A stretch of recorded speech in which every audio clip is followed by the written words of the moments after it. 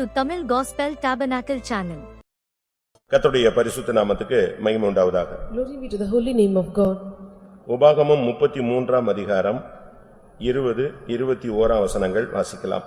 Book of Deuteronomy chapter 33 verse 20 and 21. And of Gad he said, Blessed be he that enlargeth Gad, he dwelleth as a lion, and cheereth the arm with the crown of the head, and he provided the first part for himself, because there in a portion of the lawgiver was he seated, and he came with the heads of the people, he executed the justice of the Lord, and his judgments with Israel. காத்தை குறித்து காத்துக்கு விஸ்தாரமான இடத்தை கொடுக்கிறவர் ஸ்தோத்திரிக்கப்பட்டவர். அவன் சிங்கத்தை போல் தங்கியிருந்து புயத்தையும் உச்சந்தலையும் பீறி போடுவான். அவன் தனக்காக முதல் இடத்தை பார்த்து கொண்டான். அங்கே தனக்கு நியாய பிரமாணிகன் கொடுத்த பங்கு பத்திரமாயிருக்கிறது. ஆனாலும் அவன் ஜனத்தின் முன்னணியாய் வந்து மற்ற இஸ்ரவேலருடனே கர்த்தரின் நீதியையும் அவருடைய நியாயங்களையும் நடப்பிப்பான் என்றான். கர்த்தருடைய பரிசுத்த நாமத்துக்கு மகிமை உண்டாவதாக. Glory be to the God's holy name. இன்றைய மெசேஜ் முன்னணியில் வா. The today's message is you have come forward. முன்னுக்கு வா. You have to come forward. கர்த்தருடைய காரியங்கள்ல நீ எழும்பி முன்னுக்கு வா. You have to come for the work of the Lord in the friends. இந்த வார்த்தையை கொண்டு கர்த்தர் இந்த காலைவேளையில நம்மோடு பேச விரும்புகிறார். The Lord want to speak through us these words. இங்கே சொல்லப்பட்டிருக்கிறது யாக்கோபினுடைய புத்திரரிலே காத் என்கிற ஒரு பிள்ளையை குறித்து சொல்லப்பட்டிருக்கிறது. Here it is mentioned about the children of Jacob the Gath. 12 பேர் அவனுக்கு ஆண் பிள்ளைகள்.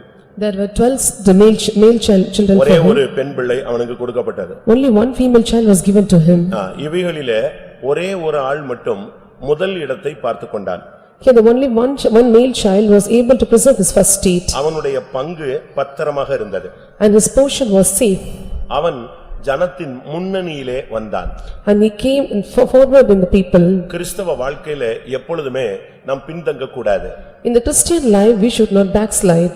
கலப்பையின் மேல கை வச்சிட்டு நீ திரும்பி பார்க்கிற வாழ்க்கை நமக்கு ஆகாது. And we should not put our hands in the bag and should not backslide and should not turn back. இங்கே வேதம் என்ன சொல்லுகிறது? What does the scripture mention here? அவன் ஜனத்தின் முன்னணியில் வந்து நீதி நியாயங்களை நடப்பித்தான். And he was coming in front of the people and was able to execute the judgment. அங்கே அவனை குறித்து சொல்லி இருக்கிறது அவன் முதல் இடத்தை பார்த்து கொண்டான். And he was able to preserve his first state. எப்பொழுதுமே ஒரு விசுவாசி ஒரு ஊழியக்காரன் எந்த இடத்துல இருந்தாலும் அவன் தனக்கு ஒரு முதல் இடத்தை பார்த்து கொள்ள வேண்டும். A believer or servant of God first he have to take his first part. அது என்ன முதல் இடம்? What was the first part? சர்ச்சில் ஃபர்ஸ்ட் லைன்ல வந்து உட்காரணும். எல்லாரும் ஏறி மிதிச்சு லேட்டா வந்து 11:30க்கு வந்தாலும் எல்லாரையும் டமால் மிதிச்சுக்கிட்டு ஏறி வந்து உட்காரணுமா? அந்த முதல் இடத்தை நான் சொல்லல. நீ லேட்டா வந்தா நீ பின்னால உட்கார்ந்துறணும். Coming late, stamping upon others and come and sitting in the first line, that is not the first part. ஒரு அம்மா அன்னைக்கு கூட ஒரு சர்வீஸ்க்கு வந்துச்சு. A woman came there to service. இரும்புலியூர்லயும் அதே அம்மாவை பார்த்தேன். I saw the same woman at Irumliu. நம்ம லோக்கல்ல உள்ள ஒரு ஆளு. And she was one of the women at our local. 6 மணிக்கு மீட்டிங் ஸ்டார்ட் ஆயிடுச்சு. 6:30க்கு மீட்டிங் ஸ்டார்ட் ஆயிடுச்சு. 6:30 meeting it started. 8:30க்கு முடிக்கணும். 8:30 it should be finished. அம்மா வந்தது 8 மணிக்கு. She came at 8 o'clock. நேரா பைபிளை தூக்கிட்டு அவ்வளவு பேருக்கு முன்னால இப்படி வந்து இந்த இடத்தை பிடிக்கிறதுக்காக அது வருது. She is coming forward to take the first line. வந்தது 1.5 மணி நேரம் late. She came 1.5 hours late. ஆனா எல்லாருக்கும் முன்னால அந்த இடத்தை பிடிக்க நான் சொன்னா அங்க உட்காரு நீ. அங்க உட்காரு. I told her to sit at back. இதேதான் எங்க நடந்துச்சு? குடியாத்த அதன திருப்பத்தூர்லயும் பண்ணிச்சு. And this is what happened at Tripattur also. The same lady.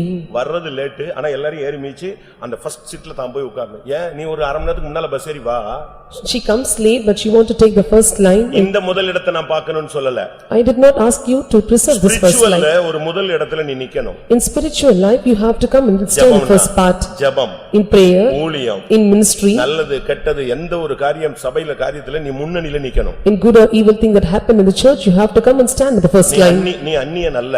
And you are not a stranger. என்னைக்கு இயேசுவின் இரத்தத்தினால் கழுவப்பட்டயோ அன்றைக்கு நீ இந்த சபையினுடைய ஒரு member. When you are cleansed by the blood of Jesus you are the member of the church. கிறிஸ்துவின் சரீரமாகிய சபையில நீ ஒரு அவயவமாக இணைக்கப்படுகிறாய். And you are the member that is united with the body of Christ. நீங்க நினைக்கலாம் அவனுக்கு எல்லாமே சாதகமா இருந்துச்சு அதனால அவன் ரொம்ப ஃப்ரண்ட்ல நின்னா அப்படி நீங்க நினைக்கலாம். And you may think that everything was so favorable for him so he was able to stand the first part. அப்படி அல்ல. அத குறித்து நான் பின்னால உங்களுக்கு சொல்லுகிறேன். It's not like that. I will say you in the later days. முதலாவது நீங்கள் முதல் இடத்தில் இருக்கிறீர்களா? Are you in the first part? நீ யூதனானால் நீ முதலிடத்தில் இருக்க வேண்டும். If you are a Jew, you have to stand in நீ the first part. அபிஷேகம் பண்ணப்பட்டவனா இருந்தால் நீ முதலிடத்தை பார்த்துக் கொள்ள வேண்டும். If you are anointed one, you have to preserve the first part. உன்னுடைய ஃபர்ஸ்ட் பொசிஷனை நீ விட்டவே கூடாது. You should not leave your first position. நீ ஒரு எக்ஸாம் எழுதுனா நீ தான் ஃபர்ஸ்ட் மார்க் எடுக்கணும். If you are writing an exam, you have to take first mark. நீ ஒரு இன்டர்வியூ போனனா நீ தான் ஜெயிக்கணும். If you are going to an interview, you have to win. நீ அபிஷேகம் பண்ணப்பட்டவனால நீ ஜெயிச்சே ஆகணும். If you are anointed one, you must overcome. நான் சொல்றது சரின்னு சொல்றவங்க கையை வைத்து ஒரு அல்லேலூயா சொல்லுங்க.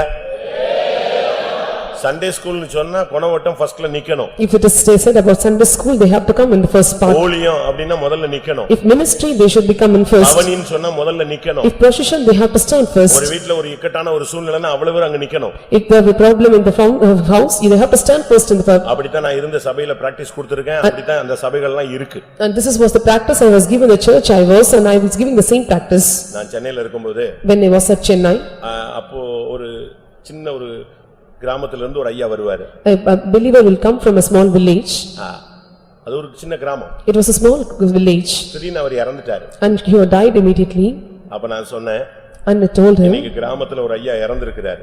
today a believer was dead in a particular village. நீ செத்தா 4 பேர் வரணும்னா இன்னைக்கு அவ்வளவு பேர் எங்க வரணும்?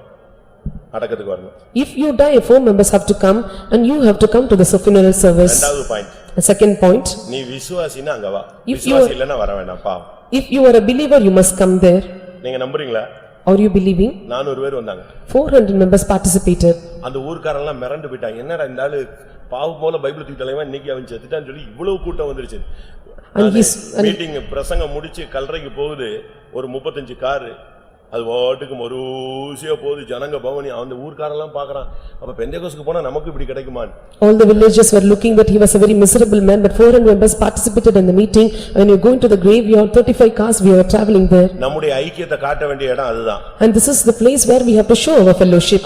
அப்படினால நாம இந்த விஷயத்துல ரொம்ப கவனமா இருக்கணும். We should be very careful in this matter. அவன் தனக்காக முதல் இடத்தை பார்த்து கொண்டான். And he provided the first part for himself. ஜெபத்துல ஊழியத்துல கர்த்தருடைய காரியங்கள்ல நீங்க முதல் இடத்துல நிக்கணும். In prayer, in ministry, in the things which is concerning God, you have to take first part. எவன் வராட்டாலும் நீ நிக்கணும். And they may come or not, you must come and stand. அவன் ஜனத்தின் முன்னணியாய் வந்து இஸ்ரவேலுடனே கர்த்தருடைய நீதியையும் நியாயங்களையும் நடப்பிப்பான். And he will become seated and came the heads of the people execute the justice and judgments with Israel. இது முன்னுக்கு போக வேண்டிய காலம். And this is the time to press forward. இது பின்வாங்க வேண்டிய நேரம் And கிடையாது. this is not the time to come backslidden. இது அசதியா இருக்கிற காலம் கிடையாது. And this is not the time to be இது slack. மௌனமா இருக்கக்கூடிய காலம் கிடையாது. And this is not time to be silent. இதுவரைக்கும் நீ ஸ்லோவா இருந்தீனா இனிமே உன்னுடைய வேகத்தை கூட்டு. Until now you may be slow, you have to increase your speed. எல்லாருக்கும் முன்னால வா. You have to come forward. அதுதான் ஆவிக்குரிய வாழ்க்கையில முன்னேற முடியும். And only then you can press forward in the spiritual life. எத்தனை பேர் நீங்க முன்னணியில வர்றீங்க? How many are able to come, friends? நான் முன்னால வந்தாலே அவங்களுக்கு பிடிக்காது, இவங்களுக்கு பிடிக்காது, என்னை பிடிச்சு இழுத்துருவான், என்னை தள்ளி விட்டுருவான். இது உலகம். If you come friend and you may say that they will drag me out, that is the world. இந்த மார்க்கத்துல அப்படி நடந்துச்சுன்னா கர்த்தர் அவனை சந்திப்பார். If this happens in this way, the Lord will meet the people. அவனுடைய பங்கு பத்திரமா இருக்கிறது. And his portion was safe. இந்த உலகத்துல உனக்கு பேங்க்ல பணத்தை போட்டா உனக்கு பங்கு பத்திரமா இருக்குன்னு நீ நினைக்கிற. And you are thinking that if you are keeping your money in the bank, it is safe and it is kept in the bank. நம்முடைய பொக்கிஷத்தை நாம் பரலோகத்துல சேர்த்து வைக்கிறோம். We are laying our treasures upon heaven. அங்க share பத்திரமா உனக்கு இருக்கா? Or your share is safe in heaven? உங்களுடைய பங்கு பரலோகத்துல என்னுடைய பங்கு பத்திரமா இருக்குன்னு சொல்றவங்க கை வைத்துங்க பார்க்கலாம். Those who say my portion is safe in heaven, raise your hands. இருக்கா? உண்மையவா? நான் கை வைத்த மாட்டீங்கன்னு நினைச்சேன். கை வைத்த மாட்டீங்கன்னு நினைச்சேன். I thought you will not lift up your hands. பரலோகத்துல உங்களுடைய பங்கு பத்திரமா இருக்கணும். Your treasure, your portion should be safe in heaven. உன்னுடைய ஷேர் குறையவே கூடாது. Your share should not be decreased. உன்னுடைய ஷேர் அங்க பத்திரமா இருக்கணும். Your share should be kept safe there. அப்படி அது பத்திரமா இருக்கணும்னா நீ இந்த உலகத்துல கர்த்தருடைய காரியத்துல முதல் இடத்தை பிடிச்சு வச்சிருக்கணும். If it should be kept safe there, you have to take first part in this earth. நீங்க நினைக்கலாம் அவனுக்கு எல்லாம் சாதகமா இருந்துச்சுன்னு நினைச்சேன். And you may think that everything was favorable to him. அப்படி அல்ல. It's not like that. அப்ப நல்லா வைப்பேன் நான் நல்லா நீ வச்சிட்டேன்னா நான் பேசிக்கிட்டே இருப்பேன். நீ குறுக்க போயிட்டா எனக்கு மெசேஜ் அவுட் ஆயிடும். ஆவியானவர் இறங்க முடியாம தடுத்துறக்கூடாது. கர்த்தருடைய பரிசுத்த நாமத்துக்கு மகிமை உண்டாவதா. May God's name be glorified. ஆவிக்குரிய வாழ்க்கையில வந்துட்ட பிறகு when we come to the spiritual life, பிரச்சனை வரும். Problems may come, ஆனா நீ முன்னால போய்கிட்டே இருக்கணும். but you have to press forward. எந்த சூழ்நிலையில இவன் முன்னால போனான்? At any which situation he was coming forward. ஆதியாகமம் 49ஆம் அதிகாரத்தை பாக்கும்போது When we come to Genesis chapter 49, பிரச்சனை இல்லாத நேரத்துல அவன் முன்னணியில போல, பிரச்சனையான நேரத்துல தான் அவன் முன்னால போனான். and he was going forward in kind in the midst of the problems, not during the problems. ஆதியாகமம் 49:19. 49:19 of Genesis. காத்து என்பவன் மேல் ராணுவ கூட்டம் பாய்ந்து விழும், அவனோ முடிவிலே அதின் மேல் பாய்ந்து விழுவான். பயங்கரமான ராணுவ போராட்டம், யுத்த களம், இதுலதான் அவன் முன்னணியில போய்கிட்டு இருக்கிறான். There was a heavy military battlefield, he was going forward in this day. அவனுக்கு பயங்கரமான போராட்டங்க. There was a great conflict for him. சின்ன சின்ன பிரச்சனை கிடையாது. Not a small problems. அவன் மேல் ராணுவ கூட்டமே பாய்ந்து விழுந்துகிட்டு இருக்கு. And there was a heavy military troop was overcoming him. காலையில எழும்பினா யுத்த களம் தான். If you getting him early in the morning, it's a battlefield. வேலைக்கு போனா யுத்த களம். Going to job, it is a battlefield. வீட்டுக்கு வந்தா யுத்த களம். Coming back to home, it's a battlefield. அவனுடைய எல்லா பகுதியிலும் பயங்கரமான போராட்டம். In all aspects of his life, there was a great conflict. இதுக்கு மத்தியில தான் அவன் ஜனத்துக்கு முன்னணியில போய் கொண்டிருந்தான். In midst of this was able to go forward in the people. அதனால தான் கர்த்தர் இந்த மெசேஜ் உங்களுக்கு இன்னைக்கு காலையில கொடுக்கிறார். So the Lord is giving you this message in the morning. முன்னணியில வாங்க. Come in the back, friends. பிரச்சனைகளை கண்டு நீ பின்னால போகாத.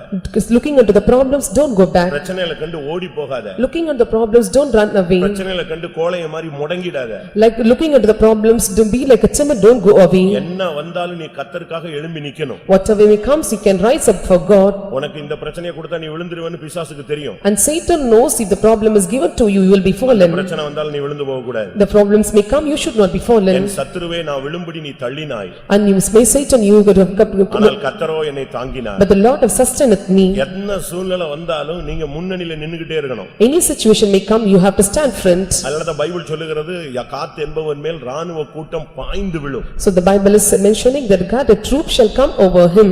ஆனா முடிவிலோ அவன் அதின் மேல் பாய்ந்து விழுவான். But at last he shall overcome. அப்படினா என்ன அர்த்தம்? What does it mean? கடைசில அவன் ஜெயிச்சிருவான். At last he will win over. கடைசில அவன் ஜெயிச்சிருவான். At last he will overcome. ஆவிக்குரிய வாழ்க்கையில வந்துட்ட பிறகு After coming to the spiritual life, எவ்வளவு போராட்டம் வந்தாலும் முடிவில நீதான் ஜெயிக்கணும். whatever conflict may come, you have to win over or overcome at the last. என்ன வந்தாலும் நீதான் ஜெயிக்கணும். Whatever come, you have overcome. ஆவிக்குரிய வாழ்க்கையில நீங்க ஜெயிக்கலன்னு சொன்னா இத்தனை வருஷம் ஓடுனது விருதாவா போய்டும். In the spiritual life, if you are not overcoming, the race which have run over till now become a vain. இன்னைக்கு अनेक தங்களுடைய வாழ்க்கையில விழுந்து போய் கொண்டிருக்கிற ஒரு கடைசி காலம். And these are the last days, many are falling in their state. உன் பக்கத்துல உள்ளவன் பின்னால போவான், நீ பின்னால போக கூடாது. Those who are nearby may go backslide or run away, but you should not run away. உன் கூட இந்த ஓட்டத்தை துவங்குனவங்க விலகி போவாங்க, நீ விலகி போக கூடாது. And those who started the race may fall away, but you should not be fallen. உனக்கு முன்னால சாட்சியா இருந்தவங்க திடீர்னு விழுந்துருவாங்க, ஆனா நீ அவரை பார்த்து நீ தடுமாற கூடாது. Those who are with good witness may stumble in their way, but you should not see them stumble. உன்னை இந்த சபையில கொண்டு வந்து விட்டவங்க இந்த சபையை விட்டு வெளியே போயிடுவாங்க, ஆனா நீ பின்வாங்க கூடாது. And those who made a member of this church may fall, but you should not be fallen. நீங்க இந்த விஷயத்துல ரொம்ப கவனமா இருக்கணும். You should be cautious in this matter. உனக்கு ஒரு முதலிடம் இருக்கிறது. There is a great refuge for you. நீ இந்த உலகத்துல கர்த்தருக்காக நின்னா பரலோகத்துல இயேசுவோடு க்ளோஸா இருக்கிற ஒரு இடம் உனக்கு கிடைக்கும். When you stand for Jesus in the earth, and you will get a closer place at heaven. இயேசு ஆவியானவர் சொல்றாரு. And the Spirit of God is telling to எவனோ அவன் என்னோடு கூட என்னுடைய சிங்காசனத்தில் உட்காருவான்னு சொல்றாரு. And he that overcometh will come and sit in the throne of my heaven. கோடிக்கணக்கான ஜனங்கள் எப்படி அவருடைய சிங்காசனத்துல அவரோடு கூட உட்கார முடியும்? And how crores of people can sit near the throne? அப்படினா என்ன அர்த்தம்? What does it mean? அவரோடு இருப்பாங்க. அதுல க்ளோஸா இருக்கிறது யாரு? சொல்லுங்க. They will be with him, but who will be closer? ஒரு 10,000 பேர் நிக்கறாங்க தலைவர் கூட நீங்க வெச்சுக்கங்களே. And we consider that with our leader 10,000 people are standing. இயேசு அங்க தலைவர். And Jesus is the leader. யார் க்ளோஸா நிப்பா? And who can stand closer? முன்னணியில வந்தவன் தான் க்ளோஸா நிப்பா. And those who stand come from can stand closer. அப்படியே கண்டுக்காம காது கேட்காத மாதிரி அப்படியே கண் தெரியாத மாதிரி ஒதுங்கி போனவன்லாம் பக்கத்துல போய் நிப்பானா? And those who are standing aside that was not able to hear or hear see. அதனால தான் பைபிள் சொல்லுகிறது நட்சத்திரத்துல நட்சத்திரத்துக்கு நட்சத்திரம் மகிமை வேறு. And the Bible says there is difference among the stars to stars. நீங்க எவ்வளவு கர்த்தருக்காக நிக்கிறீங்களோ அவ்வளவு ஆண்டவரோட நீங்க க்ளோஸா போய் மகிமையில பிரகாசிப்பீர்கள். How far you are standing for God on this earth, and that extent you can stand closer to God in heaven. பிதாவின் ராஜ்யத்திலே சூரியனை போல பிரகாசிப்பார். And righteous shall shine like sun in the kingdom of God. இந்த காத் அவன் தன்னுடைய முதலிடத்தை பிடிச்சு வச்சிட்டான். And God was able to preserve his first part. அவனுடைய பங்கு பத்திரமா இருக்கிறது. And his portion was safe. ஆனா காரணம் என்னன்னா அவன் முன்னணியிலே தான் நிப்பான். And what is his reason? He is used to stand, friends. யாரு பரியாசம் பண்ணாலும், And even any may யாரு mock, குற்றம் சாட்டினாலும், and they may accuse him, யாரு அபாண்டமா சொன்னாலும், and they may give any false accusation. தரித்திரம் வந்தாலும், If there will be poor, ஐஸ்வர்யம் வந்தாலும், and riches may come, இகழ்ச்சி வந்தாலும், and there may be புகழ்ச்சி வந்தாலும், and there may praise. பெரிய கோடீஸ்வரனா மாறினாலும், He may make a change as a பிச்சைக்காரனா crown, மாறினாலும், though he may become a poor. இவன் இந்த முன்னணிங்கிற ஸ்டெப்பை விடுறதே கிடையாது. He never come up from the step called friends. உங்களை எத்தனை பேர் அப்படி ஒரு பிரதிஷ்டை இன்னைக்கு பண்ண போறீங்க? And how many are going to make such consecration? கர்த்தருடைய காரியங்களில் நீதி நியாயங்களை நடப்பிப்பதிலே தேவ ஜனத்தோடு சேர்ந்து நான் முன்னணியில நிக்க விரும்புறேன்னு சொல்றவங்க எத்தனை பேரு? How many are able to say that I want to stand with the heads of the people to execute justice and judgment with these மரணம் people? வந்துகிட்டே இருக்கும், மரணம் வந்துகிட்டே இருக்கும், And death may come, விழுகை நடந்துகிட்டே இருக்கும், and fallen may happen, பின்மாற்றம் நடந்துகிட்டே இருக்கும். and backslidden may happen. இதெல்லாம் தீர்க்க தரிசனங்கள். And these are the prophecies. ஒரு கூட்டம் வெண்மையாகவும் ஒரு கூட்டம் கீழே விழுந்துகிட்டே இருக்கும். And some will be holy and some will be fallen. ஒரு கூட்டம் எடுக்கப்படும், ஒரு கூட்டம் கைவிடப்படும். And some will be taken, another will be left ஆனா behind. நீ முன்னணியில போய் உன் ஸ்டெப்பை குறைக்கவே கூடாது. And you have to go front, you should not increase your step. இன்னும் சொல்ல போனா ரன்னிங் ரேஸ்ல நம்ம முடிவடைகிற நேரத்துல வந்திருக்கிறோம். இப்ப நம்முடைய வேகத்தை என்ன செய்யணும்? இன்னும் கொஞ்சம் கூட்டணும். If say so, we are going to close our running race and we have to increase our speed. ஒருவேளை இதுவரைக்கும் நீங்க பைபிள்ல சொன்ன மாதிரி சீராய் ஓடி இருப்பீங்க. And till now you may be gone with a good race. இனிமே நீங்க என்ன செய்யணும்? இலக்கை தொடும்படியாக வேகமா ஓடணும். To touch the mark, you have to go very speed. இன்னைக்கு உங்களுடைய வேகம் என்ன? How is your speed? ஒருவேளை உனக்கு கிடைச்ச புருஷன் உன்னுடைய வேகத்தை மட்டுப்படுத்துகிற ஒரு ஆளா இருக்கலாம். Sometimes your husband may decrease your speed. உனக்கு வாய்த்த மனைவி உன்னுடைய வேகத்தை கட்டுப்படுத்தக்கூடிய ஒரு ஆளாக இருக்கலாம். Sometimes a wife may with you make control your speed. ஒருவேளை உனக்கு முன்னால அவன்தான் ஸ்பீட் பிரேக்கா இருப்பான். And he may be a speed breaker before you. Speed பிரேக்கா இருந்தா கூட பரவாயில்ல, கொஞ்சம் ஸ்லோ பண்ணிட்டு டப்புன்னு ஏறிடலாம். ஏர் பிரேக்கா கூட இருப்பாங்க. He may be an air brake, and if it is a speed breaker we can slow and we can go behind. மொத்தமா இன்ஜின் ஆஃப் பண்ற மாதிரி உன்னுடைய குடும்பத்துல உனக்கு சூழ்நிலைகள் வரும். Sometimes the situation may come to completely put off the engine. ஆனாலும் Even so, நீ யுத்தகளத்துல நிக்கணும். you have to stand in the place where you have to stand. நீ முன்னணியில வரணும். You have to come front. இந்த உலகத்து காரியங்களை பார்த்து நீ பின்வாங்க கூடியவன் அல்ல. Looking into the worldly things, you should not backslide. ஒரு இடத்துல யுத்தகளத்துல ஓடிக்கிட்டு இருந்தாங்க. In a particular place they were running in the battlefield. அப்போ ஒருத்தன் அடிபட்டுட்டான். ஒரு முக்கியமான ஆளு அடிபட்டாச்சு. And a particular person, he was wounded. அப்ப ஜனங்கள்லாம் பின்னால வேகமா வந்தவங்க எல்லாம் அவன் அடிபட்டுட்டான உடனே அந்த இடத்துல வந்து நின்னு எல்லாரும் ஸ்லோ பண்ணிட்டாங்க. And those and people coming back of him, they were looking into him with slow their speed. இப்போ என்னடா பின்னால படை தலைவன் வர்றான், வேகமா வந்துட்டு இருக்கான். And the captain is coming forward. என்ன இது முன்னால போயிட்டு இருந்தவன் எல்லாரும் ஸ்லோ டவுன் ஆயிட்டானே. And all those who are going front were slowed down now. வந்து பார்த்தா looking unto him, அங்க முக்கியமான ஒரு ஆள் அடிபட்டு விழுந்துட்டான். an important person, he was wounded. அவனை பார்த்த உடனே எல்லாம் slow. And looking unto him, everyone got slow in their speed. அவன் என்ன பண்ணான் தெரியுமா? You know what he did? பட்டுன்னு ஒரு பெட்ஷீட் தூக்கி அவன் மேல போட்டான். எல்லாம் ஓடு போயிட்டேன்னு சொன்னான். இவனை மூடிட்டு யுத்தகளத்துல போயாச்சு. பைபிள்ல இருக்கு. And he covered the bedsheet upon him and all asked other to run. நான் என்ன இந்தியா வார சொல்லிட்டு இருக்கேன் இல்ல கார்கில் வார சொல்லிட்டு இருக்கேன். பைபிள்ல தான் இருக்குது. I was not tell about the Kargil war and Indian war. It is mentioned in the Bible. பைபிள்ல தான் இருக்கு. It is in Bible. ஒருத்தன் அடிபட்டு கிடந்த உடனே எல்லாரும் போய் அதுல பிரேக் அடிச்சிர கூடாது. So if a particular person is getting wounded, everyone should not be put in stand break. படை தலைவன் வந்தான், விசாரித்தான், அடுத்த செகண்ட் ஒரு ஷீட் எடுத்து ஒரே மூடு பட்டுன்னு மூடுனா போயிட்டாரு. யுத்தத்துக்கு முன்னால போன்னு சொல்லிட்டான். And the captain of the army was looking unto him, spreading the bedsheet upon him, asked others to run forward. என்ன வந்தாலும் சரி கிறிஸ்துவின் அன்பை விட்டு நீ பிரிய கூடாது. Whatever may come, you should not be separated from the love of Christ. உயர்வும் வரும், தாழ்வும் வரும். And may you may get the exaltation and பசியும் வரும், பரிபூரணமும் வரும். And they can பசி வரலாம், பரிபூரணமும் வரலாம். Hungerness may come and fullness may also come. ஒன்னு கூடும், ஒன்னு குறையும். And sometime it may increase and decrease. ஒருவேளை உன்னை பிசாசு உன்னை டாப்புக்கு புகழ்த்துல கொண்டு போய்டுவான். அதுல விழுந்துற கூடாது நீ. And Satan may take you to the top position and you should not be fallen in that. CPM ஊழியத்தை பத்தி கடந்த காலங்களில சொல்ற ஒரு பழமொழி உண்டு. And there was a proverb saying about the CPM ministry. ஆரம்ப காலங்களில கொடுக்காம சோதிச்சாராம். In the earlier days, without giving, the Lord tested them. சோறு கிடையாது. There were no price. சரியான துணி கிடையாது. And do not have good garments. சரியான தங்குற இடம் கிடையாது. And not a good shelter for them. ஒரு நாள் ஒரு ஃபெய்தம்க்கு கிட்ட ஒரு விசுவாசி போகும்போது A believer was crossing a particular faith home. சிஸ்டரும் பிரதரும் புளிய மரத்துக்கடியில உட்கார்ந்திருந்தாங்க. And sister and brother was sitting near the tree. ஏன் இங்க வந்து உட்கார்ந்தீங்கன்னு ஏன் இங்க வந்து உட்கார்ந்துட்டீங்கன்னு கேட்டாங்க. Why we are sitting here? என்ன நடந்துச்சு தெரியுமா? You know what had happened? அப்ப அந்த பிரதர் சொன்னாரு, வீட்டை வெள்ளடிச்சு தரேன், கொஞ்சம் வெளியே உட்காருங்கன்னாரு. நாங்க வெளியே வந்தோம், எல்லாத்தையும் தூக்கிக்கிட்டு கதவை நிஞ்சிட்டான், பூட்டிட்டு அவன் போயிட்டான். And they said, asked the whitewashing the house, we are asked to sit out and they have closed the door and they have went. ஒருத்தன் வீடு தரல. and no one knows his house. என்ன பண்றது? You know what happened? அந்த புளிய மரத்துக்கிட்டே உட்கார்ந்துகிட்டு ஒரு தென்னந்தட்டி மாதிரி ரெண்டு வாங்கி இந்த சைடு வச்சுக்கிட்டு சிஸ்டர்ஸ் இந்த சைடு உட்கார்ந்துட்டு பிரதர் வேற என்ன பண்றது? அங்கேயே கூட்டம். And sitting near the tree and sister was sitting one side and the brother was sitting on the side. இப்ப அப்படியே இருக்கு? Is it happening now like this? இப்ப அப்படியே இருக்கு? Is it now like that? இப்ப எல்லாத்தையும் கர்த்தர் கொடுத்துட்டு சோதிக்கிறார். Now the Lord is testing by giving everything. அள்ளி கொடுக்கிறார். இதுல உண்மையா இருக்கானா? The Lord is giving them in abundance and whether he is faithful in this. இதுல மனதை செலுத்தி அவன் பின்மாறி போயிடுறானா? Looking at his mind whether he is backsliding. அதனால தான் பிரசங்கி ஒரு வார்த்தை கேட்டான். And there was a preacher who was telling about. எனக்கு இல்லாம போறதுனால நான் என்னஞ்சிர கூடாது? திருடிர கூடாது. I should not steal because I was having nothing. இல்ல எல்லாம் இருக்கறனால எங்க இருக்காரு கடவுள்? கடவுள் எங்கடா இருக்காரு அப்படினு நான் கேட்ற கூடாது. And I should not ask whether when abundance is with me where is the God? இல்லாமல் போகிறதுனால நான் திருடி தேவனை மறுதலித்து விட கூடாது. எல்லாம் இருக்கறதுனால கடவுள் யார் என்று நான் கேட்ற கூடாது. I should not deny God when nothing was found in me. When everything is in abundance with me, I should not ask where is the God? அதனால அன்னன்னைக்கு உள்ளத படிய அளந்து தாங்கன்னு கேக்குறான். அப்படி யாராவது இன்னைக்கு ஜெபம் பண்றோம்? So he is asking and praying that according to the measure that is needed for me every day, give it to me. அன்னன்னைக்கு உள்ள படிய அளந்து தாங்கன்னு ஜெபிக்கிறவங்க கை வைத்துங்க பார்க்கலாம். Those who pray that according to the measure I need every day given to me, raise up your hands. பாத்தீங்களா? இல்ல பாத்தீங்களா? இப்ப எல்லாருக்குமே எக்ஸ்பெக்டேஷன் ஜாஸ்தி ஆயிடுச்சு. Now expectation was increased for everyone. போனா தேவைகளும் என்ன செஞ்சிருச்சு? ஜாஸ்தி ஆயிடுச்சு. In that way we could say that needs are also in large number for the people. பிள்ளைக்கு 4.5 லட்சம் ரூபாய் ஃபீஸ் கட்டணும். அன்னன்னைக்கு உள்ள படி எனக்கு தரணும் 150 ரூபாய் தான் தருவாரு. And they have to pay fees 4 lakhs for their children and you will be getting 150 amount for every day. அதனால இப்ப நம்ம ஆளுங்க நாங்க விசுவாசிக்கிறோம் கர்த்தர் எனக்கு ரொம்ப தருவார். And today our believers are believing that Lord will give in abundance. நான் கூட பயங்கரமா ஜெபிக்கிறேன். I also pray more. Vellore சென்டர்ல லோக்கல்ல உள்ள ஊழியங்களுக்காக கோடி கணக்குல ஜெபிச்சிட்டு இருக்கேன். I was praying crores and crores of money for the local churches in Velu. இவ்வளவு நாள் நான் வேற மாதிரி ஜெபிச்சேன். I was praying in the other way till now.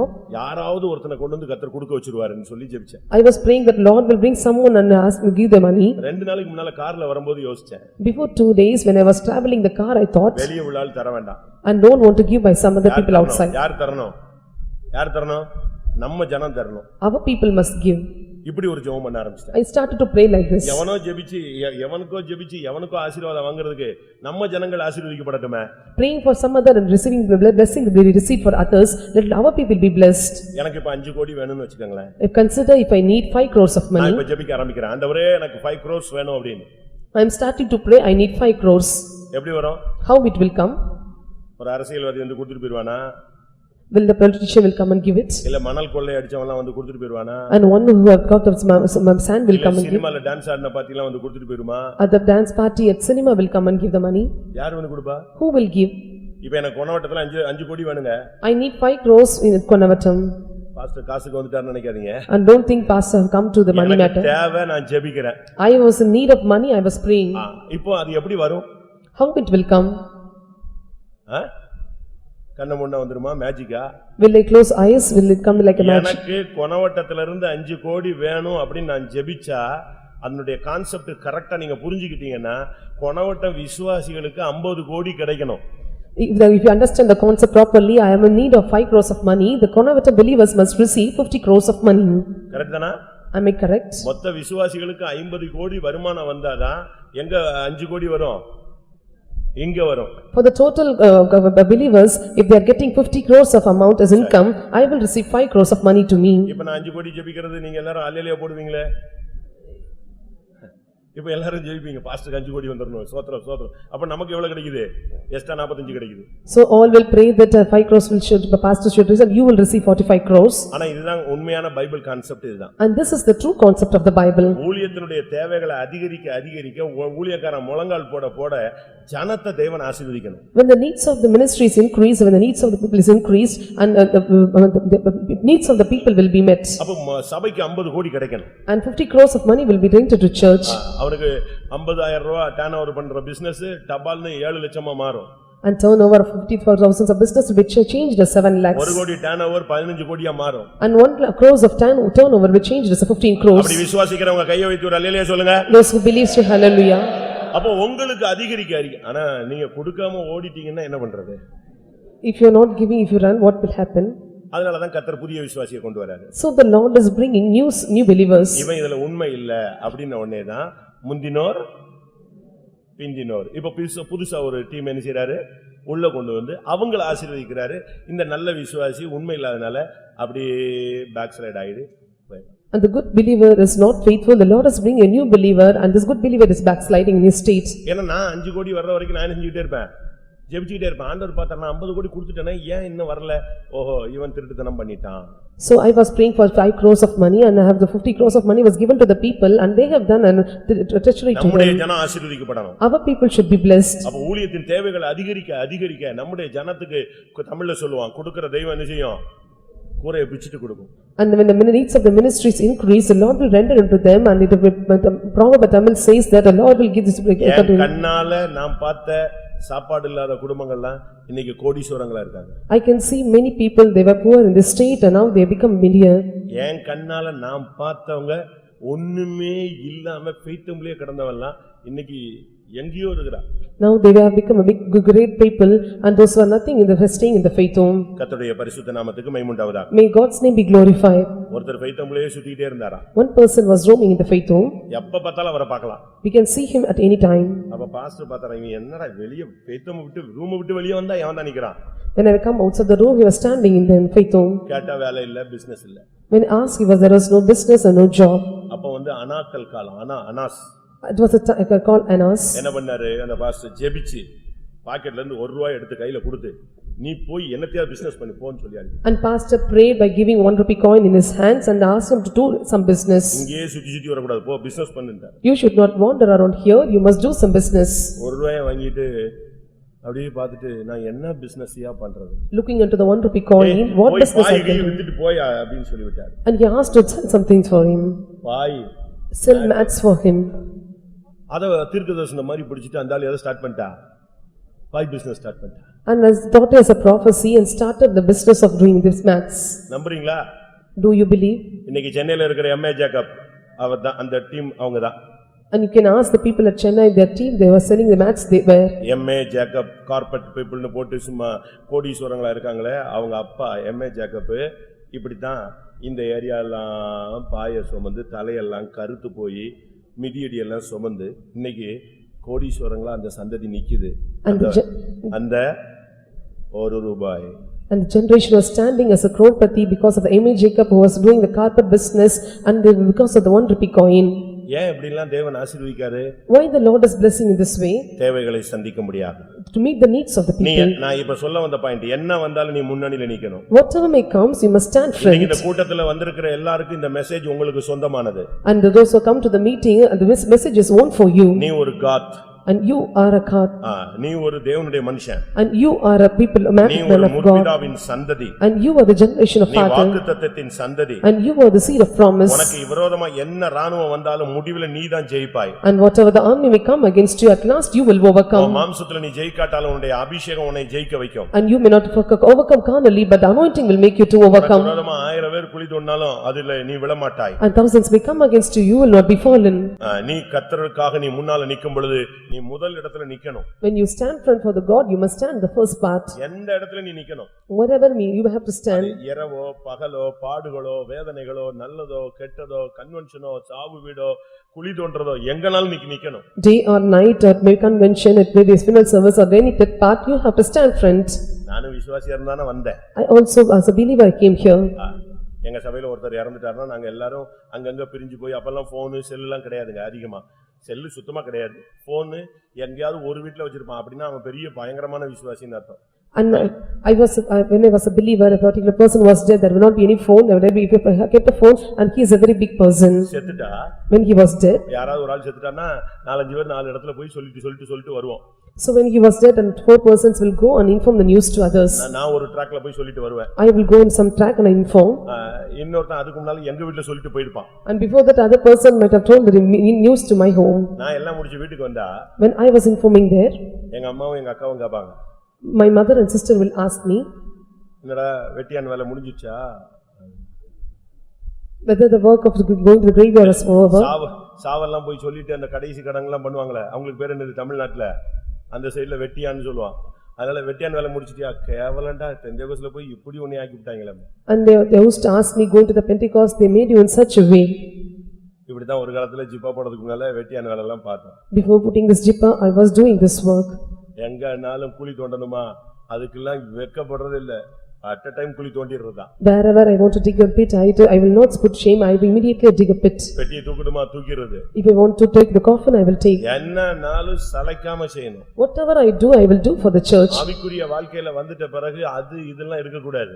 After coming to the spiritual life, we should not have any such இன்னைக்கு things. நம்மில் எத்தனை பேர் கர்த்தருடைய காரியங்கள்ல முன்னணியில வாரீங்க? How many are able to stand front in the matter concerning our God? மற்ற இஸ்ரவேலுடனே கர்த்தரின் நீதியையும் அவருடைய நியாயங்களையும் நடப்பிக்கும்படியாக அவன் முன்னணியில் வந்தான். He come to the first part to execute judgment and justice of Israel. ஜெபத்துல முன்னால வந்தான். In the prayer, உபவாச ஜெபத்துல முன்னால in வந்தான். fasting prayer he came front. கர்த்தருடைய வேலைகள்ல முன்னால வந்தான். In the work of the Lord he came front. பவனிகள்ல முன்னால வந்தான். In the procession he came front. ஆவிக்குரிய காரியங்கள்ல முன்னால வந்தான். In spiritual matters he came front. நீதி நியாயங்கள்ல முன்னாக வந்தான். In justice and judgment he came front. எந்த ஒரு காரியம்னாலும் காத் அங்க பார்க்கலாம். And whatever matter you can see God there. ஆனா முதலிடம் யாருக்கு கிடைச்சிருக்கணும்? And what the first part we should have received? ஆக்சுவலா கிடைக்க வேண்டிய ஆள் யாரு? To whom it should be received? Ruban. And it should be received to Reuben. கிடைக்க வேண்டியது ரூபனுக்கு. அவன்தான் ஊர் சுத்த போய்ட்டானே. And it should be received to Reuben, but he started to wander around. அவனுடைய character fail ஆனதனால அந்த முதலிடம் யாருக்கு கிடைச்சிருச்சு? இவனுக்கு கிடைச்சிருச்சு. His character was failed, so the first part was received by him. உன்னுடைய பங்கு பத்திரமாக இருக்கிறதா? Or your portion is safe? உன்னுடைய பங்கு நீ பாதுகாக்கறாயா? Are you preserving your portion? நம்முடைய பங்கு பத்திரமா இருக்குன்னு நமக்கு சொல்ல முடியுமா? How we are able to say I am preserving my portion? 16ஆம் சங்கீதம் 6ஆம் வசனத்தை பார்க்கும் பொழுது 16 Psalm 6th verse. நேர்த்தியான இடங்களில் எனக்கு பங்கு கிடைத்தது, ஆம் சிறப்பான சுதந்திரம் எனக்கு உண்டு. நேர்த்தியான இடத்துல எனக்கு பங்கு கிடைத்தது. I have a heritage in a goodly places. அதுதான் பரலோக ராஜ்யம். And that is the kingdom of heaven. நேர்த்தியான இடத்துல உனக்கு பங்கு கிடைக்கும். And you must receive the heritage in the pleasant places. தேசத்துல நேர்த்தியான ஒரு இடத்துல உனக்கு பங்கு கிடைக்கும். And you must receive the goodly heritage in the goodly places. நிலையான சுதந்திரம். I have received the good standard. மாற்றப்படாத சுதந்திரம். The inheritance which is unchanging. அதனால தான் பைபிள் சொல்லுகிறது உன்னுடையதை நீ பற்றிக்கொண்டு. So the Bible says you have to hold fast what is concerning you. உன்னுடைய கிரீடத்தை வேறொருவன் எடுத்துக்கொள்ளாதபடி நீ அதை பற்றிக்கொண்டுன்னு சொல்லி இருக்கிறார். And it is mentioned that you must take hold of the crown which others should not take. கர்த்தருடைய பரிசுத்த நாமத்துக்கு மகிமை உண்டாவதாக. Glory be to God's holy name. நியாயாதிபதிகள் 7ஆம் அதிகாரத்தை பார்க்கும் பொழுது When we see Judges chapter 7, அங்கே கிதியோனை குறித்து நாம் பார்க்கிறோம். you can see about Gideon. அவன் ஒரு தேவனுடைய மனுஷன். And he is the man of God. அவனை பார்த்து கர்த்தர் சொல்கிறார் பயங்கர பராக்கிரமசாலியே கர்த்தர் உன்னோடு இருக்கிறார்னு சொல்றார். And looking unto him the Lord is telling you, mighty man of valor, the Lord is with you. But அவனால பிலீவ் பண்ண முடியல. But he is not able to believe. ஏன்னா அவனுக்கு அந்த பிராக்டீஸ் இல்ல. He is not having such practice. இப்ப புதுசா கர்த்தர் அவன்ட்ட பேசுறார். And Lord started speaking to him. பராக்கிரமசாலியே நான் உன்னோடு கூட இருக்கிறேன். A mighty man of valor, I am with you. அவன் சொல்றான் அப்படினா இவ்வளவு நாள் எங்க போயிருந்தீங்கன்னு கேக்குறான். And he asked, till now where did you go? ஏன் அற்புதங்கள் எங்க போயிடுச்சு? And why you have passed away from me? ஏன் இவ்வளவு நாள் நீங்க கிரியை செய்யலன்னு கர்த்தர்ட்ட கேக்குறான். And he is asking unto God, why you did not work before me? கர்த்தர் சொல்றாரு நான் உன்னை பலப்படுத்துறேன். உன்னை அனுப்புகிறவர் நான் அல்லவான்னு சொல்லி அனுப்புறார். And Lord is replying him, I am who sent you, I am strengthening you. ஆண்டவர் எவ்வளவுதான் டைரக்டா பேசினாலும் However, the Lord may speak directly to you. அவனுக்கு விசுவாசம் வர மாட்டேங்குது. And he is not receiving his faith. அவனுக்குள்ள ஒரு அவிசுவாசத்தின் ஆவி போராடுது. And spirit of unbelief is wrestling with him. இன்னைக்கு கர்த்தர் நம்மோட பேசுறாரு. ஆனாலும் நம்ம அல்லேலூயா ஆமென் எல்லாம் போடுறோம். ஆனா நம்ப மாட்டோமே. Today God is speaking to you, we shout hallelujah and amen, but we are not believing. என்ன நடந்தது? What happened there? கர்த்தர் ஒரு நாள் சொன்னாரு. One day the Lord spoke to him. உனக்கு டவுட்டா இருக்கா? Are you doubting? உனக்கு சந்தேகம் இருக்கா? Are you having doubts? என் வார்த்தை மேல உனக்கு நிச்சயம் இல்லையா? Are you not having assurance about my words? வா நைட்டோட நைட்டா வான்னு சொன்னார். Come by night. அவனை கூட்டி வந்தார். He called him. அவனை கூப்பிட்டு கொண்டு போய் பாளையத்துல முன்னணியில போய் நிப்பாட்டினார். He was making to stand at the front of the camp. யாருடைய பாளையத்துல முன்னணியில? In whose camp he was standing? சத்துருவின் பாளையத்துல முன்னணியில கொண்டு போய் விட்டார். In the enemies of the camp he was making to stand at front. நியாயாதிபதிகள் 7:11 7:11 of Judges. அங்கே என்ன பேசுகிறார்கள் என்று கேள், பின்பு சேனையின் இடத்துக்கு போக உன் கைகள் திடப்படும் என்றார். அப்படியே அவனும் அவன் வேலைக்காரனாகிய பூராவும் சேனையின் முன்னணியிலே ஜாமம் காக்கிறவர்கள் இடம் மட்டும் போனார்கள். அங்கே ஜாமம் காக்கிறவர்கள் இடத்து வரைக்கும் முன்னணியிலே போய் சேர்ந்தார். And they were going to the front of the army, the host. நீ உனக்கு சந்தேகம் இருந்தா முன்னணியில வா. If you are doubting, you must come front. உனக்கு விசுவாசிக்க முடியலையா நீ முன்னால வா. If you are not able to believe, you must come வந்து பாரு front. கர்த்தர் உனக்காக ஆயத்தமாக்கி இருக்கிறத பாரு. You come and see what the Lord has prepared for you. இவன் சுத்தி சுத்தி ஆண்டவர் அவனையும் பூராவையும் நேர கொண்டு வந்து சேனையின் முன்னால கொண்டு வந்து விட்டுட்டாரு. And the Lord made him the Buddha and everyone out servant to come front. முன்னணியில யார் நிக்கிறா? Who was standing in the front? முன்னணியில ஜாமம் காக்கிறவன் நிக்கிறான். And one he was watching was standing front. அருமையான தேவனுடைய ஜனமே, முன்னணியில நிக்கிறவர்கள் ஜாமம் காக்கிறவர்கள். And dear child of God, those who are standing front are the watchers. ஜாமம் காக்கிறவங்க முன்னணியில நிக்கிறாங்க. அந்த இடத்துக்கு கொண்டு வந்து கர்த்தர் கிதியோனை நிப்பாட்டினார். And the Lord is making the Gideon to stand front, those who are watching. ஜெபிக்கிறவன் முன்னணியில Nippon. Those who are praying will stand in front. நீ ஒரு ஜாமக்காரனா இந்த சபையில இருக்க வேண்டும். You must be at watchers in this church. இரவும் பகலும் ஒரு காலம் மௌனமா இராத ஜாமக்காரரை நான் சபைக்கு கட்டளையிடுகிறேன் என்று ஏசாயா தீர்க்கதரிசி சொல்லுகிறார். And Isaiah prophet is telling that I am commanding the watcher standing day and night in the church.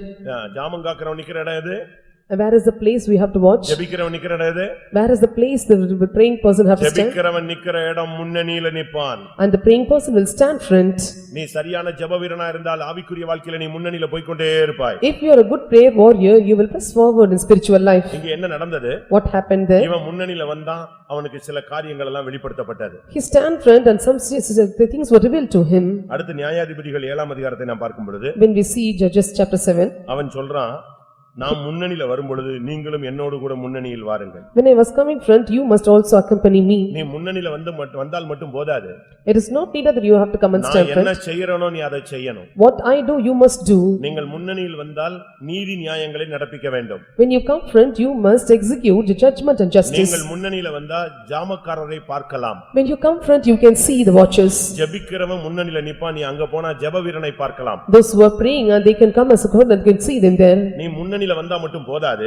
It is not needed that you have to come front. Gideon சொல்றான், நீங்க முன்னணியில வாங்க, நான் என்ன செய்யறேனோ அதை நீங்க செய்யுங்க. And Gideon is telling that you must come front and you can do what I am doing. நான் சொல்றதை செய்யுங்க, நான் செய்யறதை செய்யுங்க, நான் சொல்றதை நீங்க சொல்லுங்க.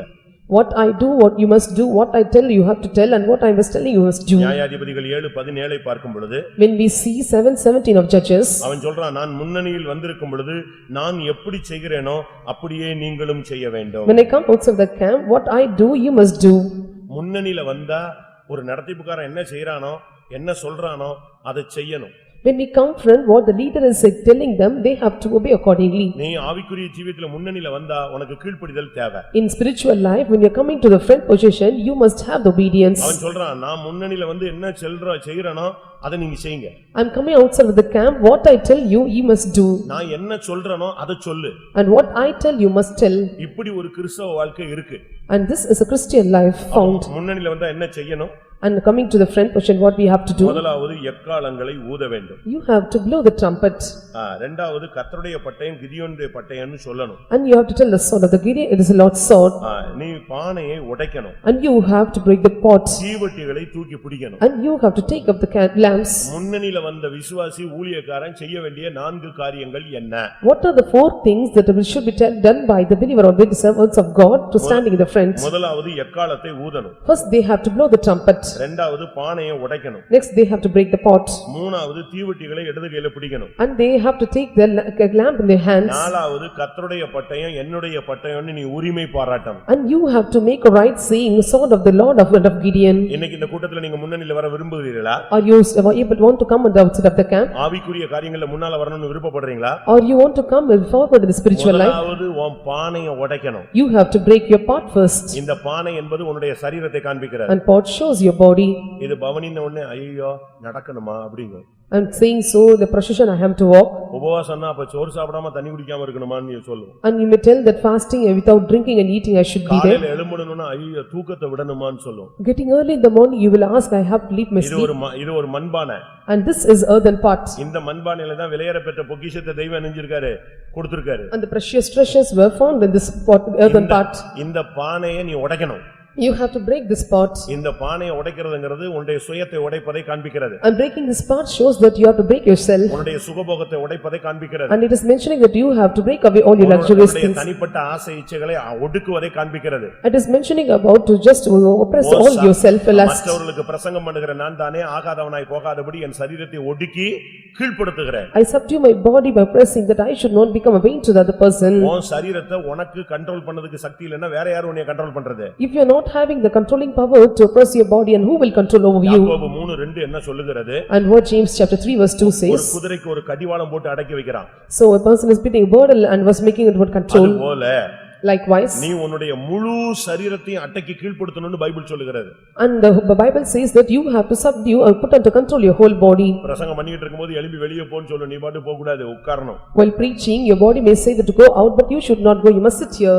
தண்ணி குடிக்கணும்ங்க, குடிக்க கூடாது, நீ உட்காரணும். And you may think that to like drinking water, you should not drink, you must sit. Bathroom போணும்னு சொல்லும், போக கூடாது, உட்காரணும். It will tell you to go to bathroom, you should not go. ஒன்னைய கண்ட்ரோல் பண்ண முடியலனா உன்னை எவன் கண்ட்ரோல் பண்றது? If you are not able to control yourself, and who will control over you? உன்னை தூங்க சொல்லும், நீ முழிச்சிருந்து ஜெபிக்கணும். It will ask you to sleep, but you must watch and pray. சாப்பிடுன்னு சொல்லும், இல்ல நான் உபவாசம் போடணும்னு சொல்லணும். It will ask you to eat, but you have to fast and pray. பிரியமானவர்களே, ஜெயஜீவியம்னா என்ன? Dearly beloved, what is overcoming life? போராட்டத்தை நீ ஜெயிக்கிறது தான் ஜெயஜீவியம். And conflict, all the overcoming, that is called as overcoming life. அதனால தான் அவன் அழகா சொன்னான். அவன் அழகாக சொன்னான். And he beautifully mentions, முதலாவது நான் செய்யறதை செய். whatever I say, you must do. என்ன செய்யணும்? என்ன செய்யணும்? பானையை உடைச்சிடு. Must break the pot. பானையை உடைச்சா பானைக்குள்ள என்ன இருக்கு? What was found? தீவெட்டி இருக்கு. What was inside the pot? It was the lamp was அதான் ரொம்ப found. முக்கியம். That is very important. பானையை உடைச்சாதான் எது வெளியே வரும்? விளக்க கொளுத்தி மரக்கால்ல மூடி வைக்காத, மலையின் மேல வையின்ல பைபிள் சொல்லுகிறது. And you should not take the விளக்கை கொளுத்தி மரக்காலால் மூடி வையாதே. and do not keep the lamp under the அதை மலையின் மேல வையே. and keep upon the top of the mountain. அப்படினா என்ன அர்த்தம் Priyamanavale? What does it mean, beloved? உன் சரீரத்தை நீ உடைக்கிறதுக்கு ஒப்பு கொடுக்காம உன்னுடைய கண்ட்ரோல் பண்ணதுக்கு நீ வரலன்னா உனக்குள்ள கிறிஸ்து பிரகாசிக்க முடியாது. And if you are not breaking the body and put under control, the Lord cannot shine in you. தூங்குகிற நீ மரித்தோரை விட்டு எழுந்திரு, கிறிஸ்து அப்பொழுது உன்னை பிரகாசிப்பார். And he who sleep, you have to come out of the dead, and Lord will shine in you. நீ எழும்ப வேண்டிய time இதுதான். And this is the time you have to rise. சரீரத்தை உடைக்கணும். You have to break your body. மாம்சத்தை கட்டுப்படுத்தணும். You have to control your flesh. கிறிஸ்துவை அறிகிற அறிவுக்கு விரோதமாக எழும்புகிற எந்த எண்ணங்களையும் கிறிஸ்து இயேசுவுக்குள் சிறைப்படுத்துகிறோம். And you are just controlling all the minds which is working against the Christ. மனதை அடக்குபவன் உத்தமன் என்று பைபிள் சொல்லுகிறது. And the Bible says upright is the one who is controlling his mind. ஆவி அடக்கணும். You have to control your spirit. சரியான ஒரு அபிஷேகத்துக்குள்ள நீ இருக்கணும். You must be found a right anointing. அதனால தான் பைபிள் சொல்லுகிறது. So the Bible says, அவன் சொல்றான், நான் செய்யறதை செய், முதல்ல பானையை உடை, அப்போ உன் கையில தீவெட்டி வந்துரும். whatever I do to you, you must do, and you will take breaking the pot, you will get the lamp in your hands. மாறுபாடுமான சந்ததியின் நடுவே குற்றமற்றவர்களும் ஆசீர்வாதங்களுமாய் இருந்து, அடுத்து ஜீவ வசனத்தை பிடித்துக்கொண்டு சுடர்களை போல பிரகாசிக்கிற நீங்கள். பிலிப்பியர் 2:15-16 இதில் சொல்லப்பட்டிருக்கிறது. It is mentioned in Philippians chapter 2 verse 14 and 15, you are crooked and perverse generations, you must come out of them. சரீரத்தை உடைச்சாதான் ஜீவ வசனத்தை பிடித்துக்கொண்டு நீ சுடர்களை போல பிரகாசிக்க முடியும். When you are breaking up the body, you are able to shine like for Christ. அடுத்து எக்காலத்தை ஊது. And you have to blow the trumpet, God. எக்காலத்தை ஊது. You must blow the trumpet. என்ன சொல்லணும்? உன் வாயில இருந்து என்ன வரணும்? What must come out of your mouth? கர்த்தருடைய பட்டயம், கிதியோனின் பட்டயம். The sword of the Lord and of Gideon. அதுதான் அங்க நடந்தது. And that what happened நீ there. சொல்லு, கர்த்தருடைய பட்டயம் என் பட்டயம்னு உன் பேரை சொல்லி உரிமை பாராட்டு. And you have to make it right and own of you that the sword of the Lord is mine. அப்படி கத்துன உடனே அந்த பானையை உடைச்சு தீவெட்டியை தூக்கி எக்காலம் ஊதி கர்த்தருடைய பட்டயம் சொன்ன உடனே சத்துருக்கள் சிதறுண்டு ஓடினார்கள். And all the enemies were scattered when they breaking the pot and taking the lamp in their hands. நீ முன்னணியில் வந்தது மட்டும் போதாது. It is not needed that you have to come, friends. அங்கே நீ ஜெப வீரர்களை பார்க்கலாம். And you can see the prayer warriors. முன்னணியில தான் ஜெப வீரன் நிப்பான். And prayer warriors will stand, friends. நீ பாருங்க எத்தனை வீடுகள்ல ஜெப சத்தம் கேட்டுக்கிட்டே இருக்கு தெரியுமா? And you can see in many houses the prayer sound was here. ஒரு சிலர் எல்லாம் பார்த்தா ஆச்சரியமா இருக்கு, ஜெபிச்சிட்டே இருக்காங்க. And looking into some people, I was amazed, they would keep on praying. பிரசங்கம் கேட்டுக்கிட்டு இருக்கும்போது கூட ஸ்தோத்திரம் பண்ணிட்டே இருப்பாங்க. When they asking, if hearing the preaching, they will tell praises. ஏன்னா ஒரு தேவாலயம். They are the temple. அங்கே ஒரு தூபம் எழும்பிக்கிட்டே இருக்கும். And there will be incense before நீ going on. முன்னணியில் வந்தால் நீ நீதி நியாயங்களை நடப்பிக்கணும். If you are coming to the battlefront, you have to execute justice and ஒரு judgment. முதலிடம் தேவன் வைத்து காத்திருக்கிறார். And the Lord have kept a word and was waiting for you.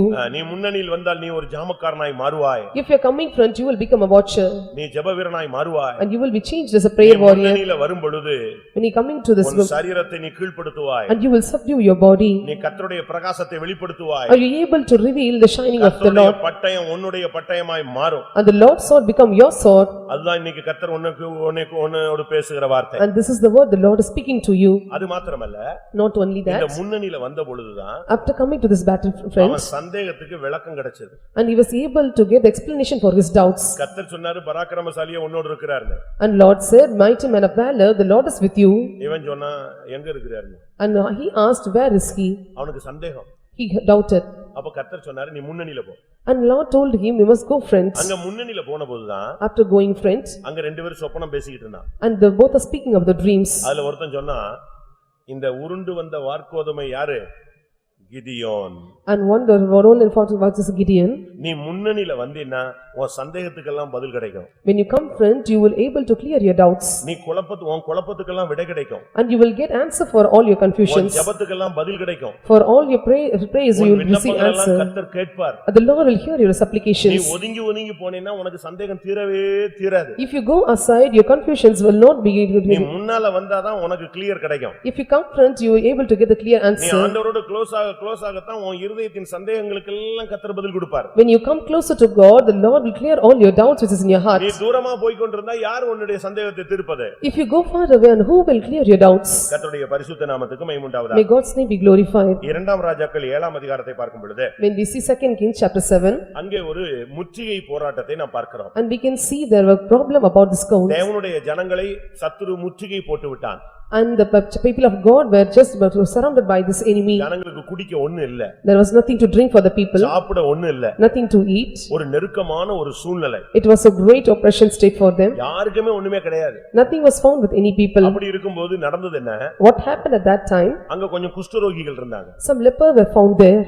நல்லவனுக்கே கிடைக்கல, குஷ்டரோகிக்கு எப்படி சாப்பாடு கிடைக்கும்? A good person who didn't receive anything, how the leper will receive? அவங்களுக்கு இப்போ நிர்பந்தமான ஒரு சூழ்நிலை. It was a miserable state for them. அப்ப 4 குஷ்டரோகிகளும் பேச ஆரம்பிச்சாங்க. And 4 lepers started to speak among themselves. நம்ம இங்க இருந்தாலும் சாகத்தான் போறோம். Wherever we will die.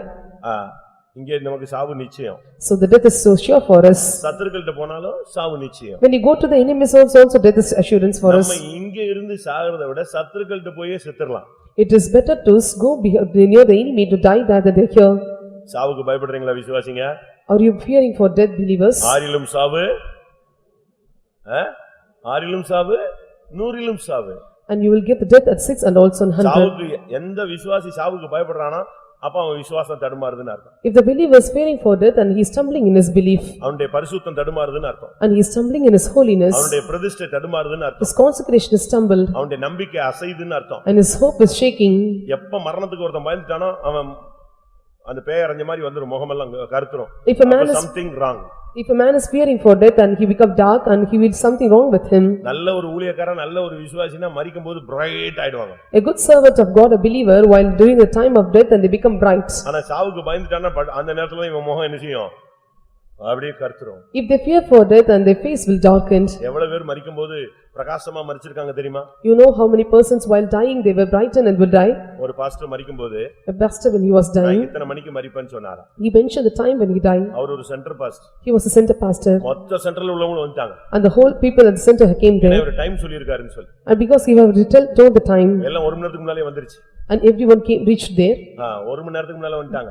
Before 1 hour time they have reached there. இவர் எல்லாருக்கும் படுத்துக்கிட்டே சாவு போறாரு இல்லையா? படுத்துக்கிட்டே உங்களுக்கு இது சொல்றாரு, எல்லாருக்கும் புத்திமதி சொல்றாரு, ஒரு ஸ்டடி மாதிரி கொடுக்கறாரு. And he was giving counsel to them and giving a study to them by lying on his bed. Time பாக்குறாரு. Looking into the time. இன்னும் 10 நிமிஷம் இருக்கு. 10 minutes more. ஓகே, நீங்க எல்லாரும் போங்க, நான் ஆண்டவர்ட்ட போறேன். Let all of you depart. I am going to reach unto God. நான் ஃப்ரீயா போக விரும்புறேன். I want to go freely. எல்லாம் வெளிய போங்க. I want all you to go out. ரதம் வருது, ரதம் வருது, chariot was coming. எப்படி இருக்கும்? How it will be? உடனே எல்லாரும் வெளிய இருந்து அப்படி ஜன்னலுக்குள்ள கதவெல்லாம் எட்டி பார்க்கறாங்க. And they were looking from the door and windows. கரெக்ட்டா 10வது நிமிஷம் அப்படியே போயிட்டாரு. At the 10th minute he was entering the chariot, he was going. இதுல சாவு. And this is the death. நம்மால் சாகும்போது சோத்ரா பாஸ்டர் கூப்பிடு, அக்காவை கூப்பிடு, எங்க அம்மாவை கூப்பிடு, எங்க அக்காவை கூப்பிடு, எல்லாரையும் நீங்க பாத்துக்கங்க, ஏதோ ஒரு கருப்பா தெரியுது, எல்லாம் ஜெபம் பண்ணுங்க. While we are dying, the விசுவாசி சாகும்போது கருப்பாவா தெரியும்? And while the believers while we are dying, whether you look at the dark face, சாகும்போது கருப்பா வந்துருச்சுனாலே வண்டி தடுமாறுது, எங்கேயோ விழுந்து போகுதுன்னு அர்த்தம். If you are having any dark atmosphere, you have சாகும்போது தூதர்களை பார்க்கறேன்னு சொல்லணும். And when you are dying, you have to see that I behold angels. ஸ்தேவான் மரிக்கும்போது என்ன சொன்னா? While Stephen was dying, what he told? ஸ்தேவான் மரிக்கும்போது என்ன சொன்னான்? What he- இதோ வானம் திறந்திருக்கிறதையும் உன்னதமானுடைய வலது பாரசத்தில் மனுஷகுமாரன் நிற்கிறதையும் நான் காண்கிறேன். I can see the heavens was open and the Son of Man was standing at the right hand of the Father. இப்படி மரிச்சா நான் வந்து சும்மா அடிச்சு ரோட்ல நின்னு கத்தி டேபிள் அடிச்சு பிரசங்கம் பண்ணுவேன். So if you are dying, I will just preach like anything and just standing in the road. நீ கரெக்ட்டா மரிச்சிருந்தா எனக்கு சூடு கிளம்பிடுங்க. If you write properly, I should be sister. எங்கயாவது நீ ஸ்லிப் ஆகி ஓரத்துல கொண்டு போய் வண்டியை விட்டுட்டேன்னா நான் வர மாட்டேன். If you slip somewhere, that I will not come and take part. அப்படி வந்தாலும் அப்படி ஒரு மேனேஜ் பண்ணி ஒரு பிரசங்கத்தை பண்ணி போயிட்டு வான்னு சொல்லி அனுப்பிடுவேன். And I will some manage some preaching, I will tell you to go. நல்லா கவனிச்சுக்காங்க. You must be careful in this. நீ முன்னணியில வரணும். You must come in the battlefield. இந்த 4 குஷ்டரோகிகள் என்ன பண்ணாங்க? So what these 4 lepers did? சாவோம் இருந்தா இருப்போம். So if it is die, that will let us die and let us live with live. 7:4 வாசிங்க. 2 ராஜாக்கள் 7:4. 2 Kings chapter 7 verse 4. பட்டணத்திற்குள் போவோம் என்றாலும் பட்டணத்தில் பஞ்சம் உண்டாயிருக்கிறதுனால் அங்கே சாவோம், நாம் இங்கே இருந்தாலும் சாவோம். ஆகையால் இப்பொழுது சீரியருடைய இராணுவத்திற்கு போவோம் வாருங்கள், அவர்கள் நம்மை உயிரோடு வைத்தால் பிழைக்கிறோம், நம்மை கொன்றால் சாகிறோம் என்று சொல்லி. எப்படி? இதுதான் விசுவாச அறிக்கை. This is the confession of faith. எங்க இருந்தாலும் சாவு, அங்க போனாலும் சாவு. If we stay here is also death, if we go there also death. நம்மள வச்சா வைக்கிறாரு, எடுத்தா எடுக்கறாரு. If he keep us, let him keep. If we want to take, let us take. எந்த அளவு ஒரு தெய்வீகமான ஒரு அறிக்கை பாருங்க. See how divine confession about for them. இதுதான் ரொம்ப முக்கியம் பிரியமானவர்களே. And this is very important for us. மரணத்துக்கு நீ பயப்படவே கூடாது. We should not fear about death. அது எப்படி இது இப்படி எல்லாம் யோசிக்காத. And you should not think how it will be happen. அவர் எல்லா மேக்ஸும் போட்டு தான் உன்னை கூடுவார். And he will take all the account and will make you to come. அப்படிதானே? எல்லா கணக்கும் பார்த்து கிளியர் பண்ணி அக்கவுண்ட் டேலி ஆனாதான் வான்னு சொல்லுவார். Clearing all your accounts, if it is tallied, and he will ask you to come. அதனால நீ கிளியரா வெயிட் பண்ணிட்டு இருந்தா போதுமானது. So it is very needed for you to clearly wait. Pastor Joel அடிக்கடி சொல்வார், எப்பவும் பேப்பர் கிளியரா இருக்கணும்பா அப்படிம்பாரு. Pastor Joel used to tell that you have to make your paper clear always. எப்பவும் பேப்பர் கிளியரா இருக்கணும். Your paper should be clear always. அப்போ அவரு இப்படி அடிக்கடி சொல்லுவாரு. He used to tell often. அப்ப கடைசியா அவர் வந்து நாகர்கோவில் வர்க்கர்ஸ் மீட்டிங் வர்றார். At last he came to Nagarkoil workers meeting. நானும் வந்திருக்கேன். I also participated. இவர் வந்து எதிர் ரூம்ல இருக்காருன்னு எனக்கு தெரியாது. I don't know that he was staying in the opposite room. திடீர்னு கூப்பிட்டு விடுறாரு. அவன் வந்துட்டா நான் வர சொல்லுங்க. And suddenly he asked me to come there. நான் சாரி பாஸ்டர் நீங்க வந்தது எனக்கு தெரியாது அப்படினு சொல்லிட்டு I replied, sorry pastor, I did not know that you have come. சாப்பிட்டுட்டு இருக்காரு. He was eating. சாப்பிட்டுட்டு இருக்கும்போது இந்த கை பாத்தியா? Have you seen this hand? என்ன அப்படினா? What is that? உள்ளங்கையில ஒரு கட்டி ஸ்டார்ட் ஆகுது. There was an abscess was starting in the palms of his hands. இத பாத்தியா? Have you seen this? இது வரக்கூடாதுன்னு சொல்லுவாங்க. வந்துருச்சு. பரவாயில்லை. ஓகே அப்படினு சாப்பிட ஆரம்பிச்சிட்டாரு. நான் பாஸ்டர் காட்டுங்க. இல்ல போதும். வரக்கூடாது வந்துருச்சு. ஓகே அப்படின்ட்டார். And he told that this should not come, but it have come, and he started to eat. இந்த கேப்ல அவருக்கு ட்ரான்ஸ்ஃபர் எங்க வருது? சென்னை அடையாறு வருது. In this gap he is getting transferred to Adayar. ஆனா அவருக்கு ஓட்டம் அங்கேயே முடியிறதுக்கு ஃபைனல் ஸ்டேஜுக்கு போறாரு. And he was reaching the final stage to finish his race. இதே மாதிரி ஒரு Sunday service. And like this a Sunday service. இந்த சண்டே சர்வீஸ் முடிஞ்சு அடுத்த நாள் இவர் எங்க கிளம்பணும்? சென்னை கிளம்பணும். ஆனா இவருக்கு சர்வீஸ் போக முடியல. After the Sunday service he have to depart to Chennai, but he was not able to come to Sunday service. அந்த சர்வீஸ்ல தான் அனௌன்ஸ் பண்ணனும் இவர் transfer ஆகுறாருன்னு.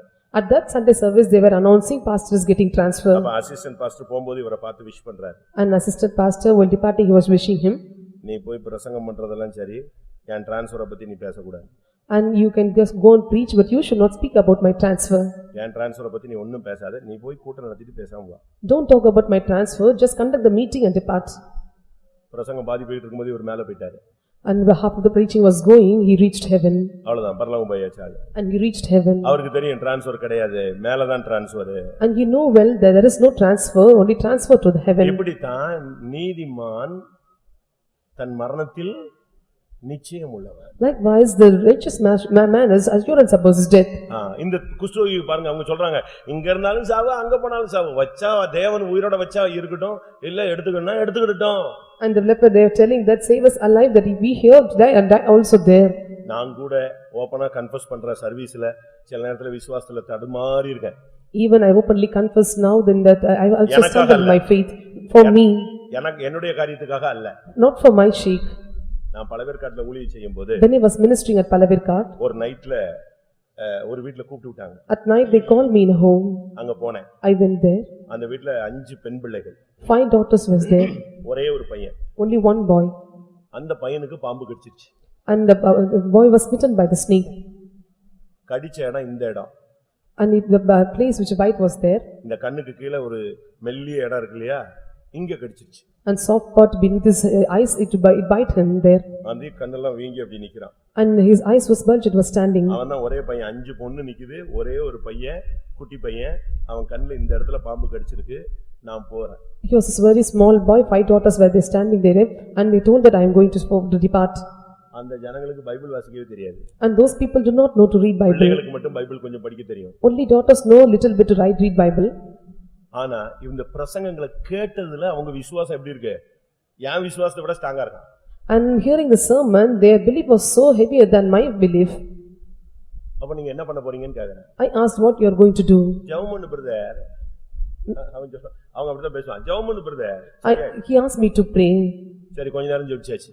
We prayed a little bit for long. அதுல ஒருத்தர் சொன்னாரு, பின் வச்சு லேசா குத்திட்டா அந்த விஷம் வெளியே வந்துருன்னு, குத்துனா ஒண்ணுமே வர மாட்டேங்குது. And one man told that when we pierce through a pin, all the poison will come out. ஒரு certain டைமுக்கு பிறகு இந்த கண்ணுக்கு கீழே கருப்பாயி இவ்வளவு தடி அவிங்கிடுச்சு. After a certain time, at the near breath, it became a dark and it was bulging.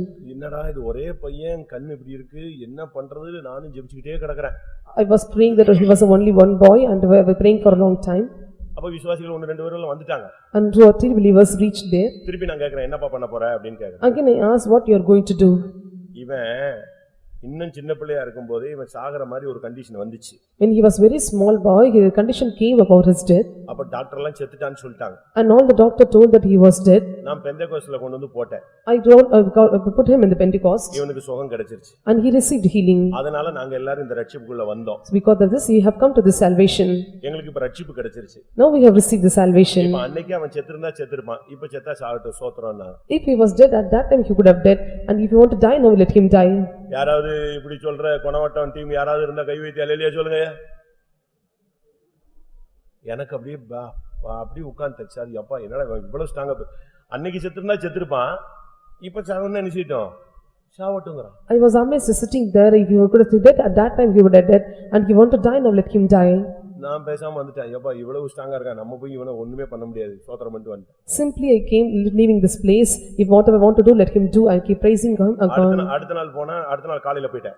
Next day morning I reached there. அங்க போன உடனே When I reached there, அப்ப அவர்ட்ட கேட்டேன், என்னப்பான்னு கேட்டேன். அப்ப அவர் சொன்னாரு, இந்த பாம்பு கடிச்சா உடம்பு பயங்கரமா பல்ஜ் ஆயிடும், சில நேரத்துல வத்திரும், சில நேரத்துல செத்துருவாங்க அப்படின்னு சொன்னாரு. And he told that when this snake bite and the whole body will be bulged, and if you want to die.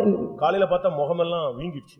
At the early morning his face was bulged. அடுத்த நாள் பாத்தீங்கன்னா பயங்கரமா உடம்பெல்லாம் வீங்கிடுச்சு. And next day his whole body was bulged. ஒரே கத்துது அந்த குப்பமே. அவங்க ஸ்ட்ராங்கா இருக்கான், புருஷனும் மனைவியும் பிள்ளைகளும் அப்படியே நிக்குது. அந்த பையனை பார்த்தா பரிதாபமா பேசாம, அந்த கண்ணில் இவங்க யாரோ பின்ன வச்சு குத்தி விட்டானா அதுல தண்ணியா வடிஞ்சுக்கிட்டு இருக்கு, விஷம் ஏறவும் இல்லை இறங்கவும் இல்லை. ஆவியானவர் அப்படியே பிரேக் அடிச்சு வச்சிருக்காரு. Whole villages were shouting, but of the family members they were silent, and the spirit of God was stopping the poison in him. 2 நாள் ஆச்சு, பையன் சுகமாயிட்டான். After 2 days of time the boy was healed. 3ஆம் நாள் போனா இந்த இடத்துல ஒரு கருப்பு கோடு மட்டும் இருந்துச்சு. And 3rd day we can see some black mark under his eyes. இன்னைக்கு கல்யாணம் கட்டி பிள்ளைகளோட இருக்கான். Now he was so safe with getting marriage. இப்படி எல்லாம் விசுவாசத்துல நிக்கிறவங்க எல்லாம் இருக்காங்க. So there are some of the people those standing in faith like this. நம்முடைய விசுவாசம் கூட அப்படியே பரிசோதனை நிக்கிற மாதிரி இருக்கும். Even our ஆணி அடிச்ச மாதிரி நிக்கிறவங்க இருக்காங்க. Even our faith will be like just to be tested, but we have to stand like them. அங்க இருந்தாலும் சாவும், இங்க இருந்தாலும் என்னைக்காவது ஒரு நாள் நீ இந்த ஊரை விட்டு உலகத்தை விட்டு போயாகணும். One day you may have to depart this world, whether we go here also death and death they reach there என்ன பண்ணாங்க? What they did it? 2 ராஜாக்கள் 7ஆம் அதிகாரத்தை பாக்கும்போது when we see 2 Kings chapter 7, அது எல்லாரும் 4 பேரும் சேர்ந்து ஒரு பேச்சு பேசினா, பிழைக்கிறோம் இல்லால் சாகுறோம். and they are telling let me alive or let us die. 5ஆம் வசனத்துல பாளையத்தின் முன்னணியில் வந்தார்கள். In 5th verse we can see they have come in the front of the camp. Message நீ முன்னணியில வரணும். In today's messages you must come front of the camp. சாவோ வாழ்வோ நீ முன்னணியில வா. Death or life you have to come front. அவர்கள் முன்னணியில் வந்த பொழுது சத்துருக்கள் ஒருவருமே இல்லை.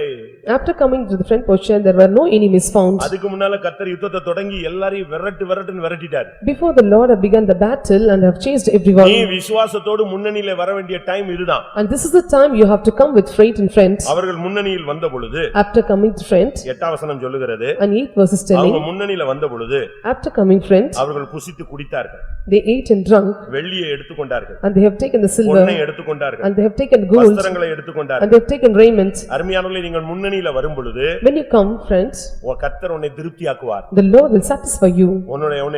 உன்னுடைய ஆத்மா கொழுப்பை நிணத்தை உண்டது போல மாறும். And your soul will be changed as like eaten fatness and நீ முன்னணியில வந்தா உனக்கு வெள்ளி கிடைக்கும். when you come, friend, you will receive silver. அது மீட்பை காண்பிக்கிறது. It shows the நீ redemption. முன்னணியில வந்தா உனக்கு பொன் கிடைக்கும். When you come, friend, you will receive gold. உன்னுடைய விசுவாசத்தை காண்பிக்கிறது. That shows the faith. நீ முன்னணியில வந்தா உனக்கு வஸ்திரம் கிடைக்கும். When you come, friend, you will receive உன்னுடைய garments. ஜீவியம் பாதுகாக்கப்படும். Your life will be preserved. உனக்கு துதியின் உடையை தருவார். And the Lord will give you the garments of ஆனாலும் praise. இந்த நாட்கள் நீங்கள் முன்னணியில வர வேண்டிய நாள். This is the time you have to come, friend. நீ சாவோ வாழ்வோ அத பார்த்துக்கிட்டு இருக்காத. Life or death, you should not look unto தைரியமா it. சொல்லு, என் காலங்கள் தேவனுடைய கரங்களில் இருக்கிறது. Boldly say, my times are in thy hands. சகலத்தையும் அதினதின் காலத்திலே நேர்த்தியாய் செய்திருக்கிறார். The Lord will do accordingly in his season. மரணத்துக்கு ஒரு அப்பாயின்ட்மென்ட் டைம் இருக்கு. There is a time appointed for death. ஒருத்தர் பிரசங்கம் பண்ணாரு. A particular person preached. ஒரு பெரிய பணக்காரனுடைய வேலைக்காரன் மார்க்கெட்டுக்கு போனான். A particular rich person, a servant, went to the market.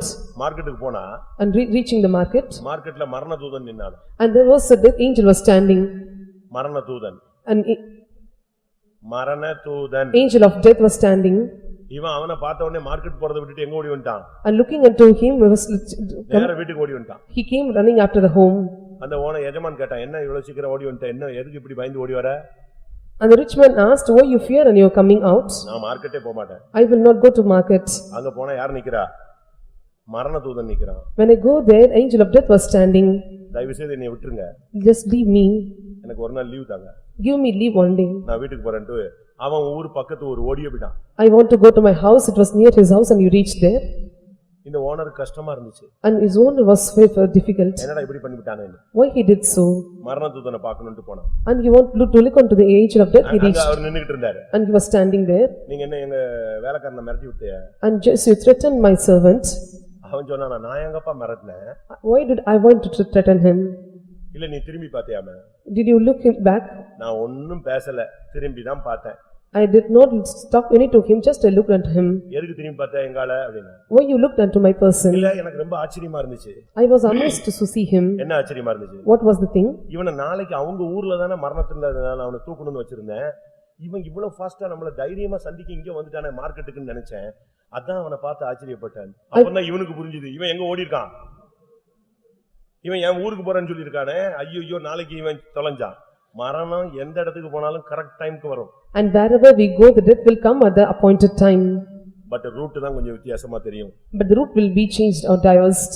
ஒரு ஐயா கெல்லிஸ் வைத்தம்ல வொர்ஷிப் டைத்துல முழங்கால்ல ஒரு பில்லர்ல சாஞ்சி நின்னுக்கிட்டே இருந்தார். A believer at Kellis Faithum during the worship session, he was leaning on the pillar. Worship session முடிஞ்சிருச்சு. At the worship session was over. சாட்சிக்கான நேரம். And this testimony time. But இவர் முழங்கால்ல நிக்கிறார். Still he was standing in knees. பக்கத்துல உள்ள ஆளுக்கு ஐயா சாட்சி time உட்காருங்க. And the person who was nearby was telling it was testimony time. ஐயா பதிலே சொல்ல மாட்டேங்கிறார். He was not replying. அவர் வொர்ஷிப்ல முழங்கால்ல எங்க போயிட்டாரு? மேல போயிட்டாரு. By worshiping he was reached heaven. அப்படி ஒரு ஆசை, முழங்கால்லே நான் பரலோகத்துக்கு போகணும்னு ஆசை. And he had desire to reach heaven by standing on knees. மரணம் எப்படி வரானே, எந்த ரூட்ல வருதுன்னு தான் தெரியாது. அது வர்றது எப்ப வருதுன்னு சொல்லிட்டு வந்தா நம்ம எல்லாம் கொஞ்சம் உஷாராய் ஓடிடுவான். And death may come and when it is telling it all time and we will run away from it. ஒருவேளை ஒரு சிலர்லாம் அப்படி மரணத்தை தாண்டி 15 வருஷம் வாங்கிட்டு உட்கார்ந்தவங்க எல்லாம் இருக்காங்க. Some are there that after that point have increased the time for 15 years. ஆனா நீ முன்னணியில வரணும். சாவை பத்தி பயப்படாத. You should not fear for death, you must come, friends. வந்தால் உன்னை கர்த்தர் திருப்தியாக்குவார். When you come, friend, the Lord will satisfy நீ you. முன்னணியில வந்தால் உனக்கு மீட்பு கிடைக்கும். When you come, friend, you will receive the நீ redemption. முன்னணியில வந்தா உனக்கு விசுவாசம் கிடைக்கும். When you come, friend, you will receive faith. நீ முன்னணியில வந்தால் கர்த்தர் உனக்கு அருமையான வஸ்திரங்களை உனக்கு உடுத்துவார். When you come, friend, the Lord will put you the good garments. நீதியின் வஸ்திரங்களை உனக்கு உடுத்துவார். The Lord will give you righteous garments. இவங்க அதுக்கு பிறகு முன்னணியில வந்துட்டு இவங்க போய் சொன்னாங்க, இது நற்செய்தி அறிவிக்கும் நாள். After coming, friend, they were telling this is the time to proclaim the good tidings. வசனம் சொல்லுகிறது இது நற்செய்தி அறிவிக்கும் நாள். And this is the time to receive good tidings. முன்னணியில வர்ற விசுவாசியும் ஊழியக்காரன் தான் நற்செய்தி சொல்லுவான். மத்த எல்லாரும் துர்ச்செய்தி தான் சொல்லுவான். And the believer, those servant of God coming to friend, they will tell the good tidings, other they'll say they tell evil tidings. இந்த சபையில 400 பேர் 600 பேர் இப்ப 700 பேர் உட்கார்ந்திருக்கீங்க, 800 பேர் உட்கார்ந்திருக்கீங்க, சந்தோஷம். இதுல எத்தனை பேர் நீங்க நற்செய்தி சொல்றவங்களா இருக்கீங்க? And 200 to 800 people are sitting there, how many are able to proclaim the good news? கானானை போய் பார்த்துவிட்டு வந்த 12 பேரில் And one of the reached Canaan and 12 people. அதுல 10 பேர் துர்ச்செய்தி சொன்னார். And 10% have given the evil news. ஆனா 2 பேர் நற்செய்தி சொன்னார். And 2 brought me good news. ஒரே இடத்தை பார்த்துட்டு வந்துட்டு ஒவ்வொருத்தனும் புத்திக்கு ஏத்த மாதிரி பேசினான். Looking into the same people place and according to their knowledge they were speaking. அதுக்கு காரணம் என்ன? What was the reason behind it? நீ முன்னணியில வந்தா நீ நற்செய்தி சொல்லுவாய். When you come front you will tell the good news. நீ பின்னால போனீனா நீ துர்ச்செய்தி சொல்லிக்கொண்டே இருப்பாய். If you go back you will keep telling good bad news. அருமையான தேவனுடைய ஜனமே நீங்கள் எங்கே இருக்கிறீர்கள்? Dear beloved child, where you are staying? யுத்தகாலம் விசுவாசம் போராட்டம் வந்துருச்சுனா நீ முன்னால வந்தறணும். In the battlefield if you have faith you have to come friends. நியாயாதிபதிகள் 5ஆம் அதிகாரம் 18ஆம் வசனம். Judges chapter 5 verse 18. போர்க்களத்து முனையிலே செபுலோனும் நப்தலியும் போர்க்களத்து முனையிலே மரணத்துக்கு துணிந்து வாசிங்க. செபுலோனும் நப்தலியும் போர்க்களத்து முனையிலே தங்கள் உயிரை எண்ணாமல் மரணத்துக்கு துணிந்து நின்றார்கள். இந்த மார்க்கத்துல வந்த பிறகு சாகிறதுக்கு பயந்துட்டேனா திரும்ப அதே தான் நான் சொல்றேன். After coming to the path if you fail to die here நீ போர்க்களத்து முனையில் நிக்கணும். you must stand in the death of path. அந்த போர்க்களத்து முனையில நீ நின்னாதான் நீ ஜெயிப்பாய். If you have to stand in the battlefield you will overcome. நீங்க எப்படி நிப்பீங்க? How you are standing? சொல்லுங்க. யாக்கோபு ஏசாவை சந்திக்கறான். And Jacob was meeting Esau. ஏசாவை சந்திக்கறான். And he was meeting him. ரெண்டு பேரும் மீட் பண்ண போறாங்க. Both are meeting. என்ன பண்ணா தெரியுமா? You know what they met? யாக்கோபு பயங்கரமான ஆளுங்க. அது ஒரு சப்ஜெக்ட் இருக்கு. Jacob was a great person. It was a great subject. நான் அத போன வாரம் அங்க பேசினேன். Last week I spoke about that. இங்க திரும்பி பேசுவேன். Again I will speak. கொஞ்சம் எக்ஸ்ட்ரா ஃபிட்டிங்கோட பேசுவேன். With extra fitting I will speak. என்ன நடந்துச்சு தெரியுமா? You know what happened? இவன் என்ன பண்ணா? ஏசா வர்றான்னு தெரிஞ்சு போச்சு. And he knew that Esau was coming. இப்ப ஃபேமிலியை வரிசையா நிப்பாட்றான். And they were making the family to stand in rows. எப்படி நிப்பாட்றான்? How he were making to stand? முதல்ல இவனுக்கு தான் 4 கேஸ் இருக்கு. He have 4 cases. இவனுக்கு ஒரு மனைவி இல்ல. Not one wife. 1 2 3 4 அப்படி யாராவது இருந்தா தயவு செய்து விட்டுருங்க. If you have like that you have to leave it. இந்த சமாரியா ஸ்திரியை மாதிரி நம்ம சிஸ்டர்ஸ் யாராவது இருக்கீங்களான்னு தெரியல எனக்கு. I don't know any of our sister found like Samaritan woman. Samariya ஸ்திரியை கேட்டா உன் புருஷன் எங்கே? எனக்கு எங்க கல்யாணம் ஆயிருக்கு? Looking into Samaritan woman and were asking where is the husband? He asked when did they get married? ஆமா உனக்கு புருஷன் கிடையாது. And they told there is no husband for me. ஏற்கனவே 5 பேர் இருந்தாங்க. ஆனா இப்போ ஒன்னு இருக்கு. அதுவும் உனக்கு புருஷன் இல்ல. பரவாயில்லை விட்டுரு அப்படினு சப்ஜெக்ட்ட க்ளோஸ் பண்ண பிறகு தான் அவளுக்கு புரிஞ்சது. And they closed the subject by telling already you have 5 but you have no one but you have left it. எத்தனை வச்சிருக்கா? 5 + 1 இந்த 6மே கல்யாணம் கட்டாத case. 5 + 1 and all the 6 were unmarried. இப்படி யாராவது இருந்தீங்கன்னா தயவு செய்து சொல்லிடுங்க. If such people are there you must leave it. சீக்ரெட்டா சைடுல அப்படி இப்படிலாம் வச்சுக்கிட்டு பரலோகத்துக்கு போகணும்னு நினைச்சிராதீங்க, ஏமாந்துருவீங்க. Secretly or inside if you want to go to heaven and you will be deceived. விடுதலைக்காக ஜெபம் பண்ணுங்க. You have to pray for deliverance. அப்படிப்பட்டவங்க ராபோஜனம் எடுக்க கூடாது. Such people should not take part in communion. அப்படிப்பட்டவங்க சண்டே ஸ்கூல் எடுக்க கூடாது. And such people should not take Sunday school. அப்படிப்பட்டவங்க தசமபாகம் கொடுக்க கூடாது. And such people should not pay tithes. அப்படிப்பட்டவங்க ஏரியா பிரேயர் எடுக்க கூடாது. And such people should not conduct area prayer. நான் சொல்றது சரிதானா?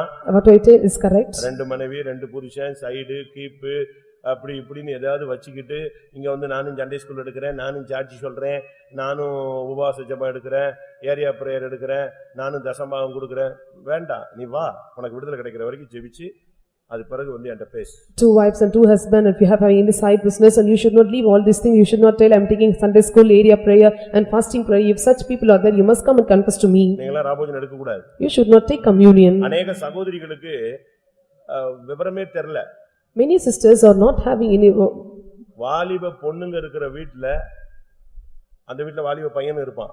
And young girl, the young boy is also found in that house. ஒரு வீட்ல அண்ணனும் தங்கச்சி இருக்காங்கன்னா for example இந்த அண்ணன் எந்த பயலையும் வீட்டுக்கு கூட்டி போக கூடாது. And brother and sister may be how they should not take the sister to any of the houses. வீட்ல பையன் இருக்கான்னா இந்த பொண்ணு எந்த பொண்ணையும் கேர்ள் ஃப்ரெண்ட் என் கூட படிக்கறான்னு எவளையும் வீட்டுக்கு நினைச்ச கூடாது, கொண்டு வர கூடாது. If the boy is found she should not bring any of her friends to her house. என்னடா இவரு 1950க்கு போறாருல்ல, நான் 2017 தான் சொல்றேன். Don't think that I was taking to 1950, I am telling the truth of 2017.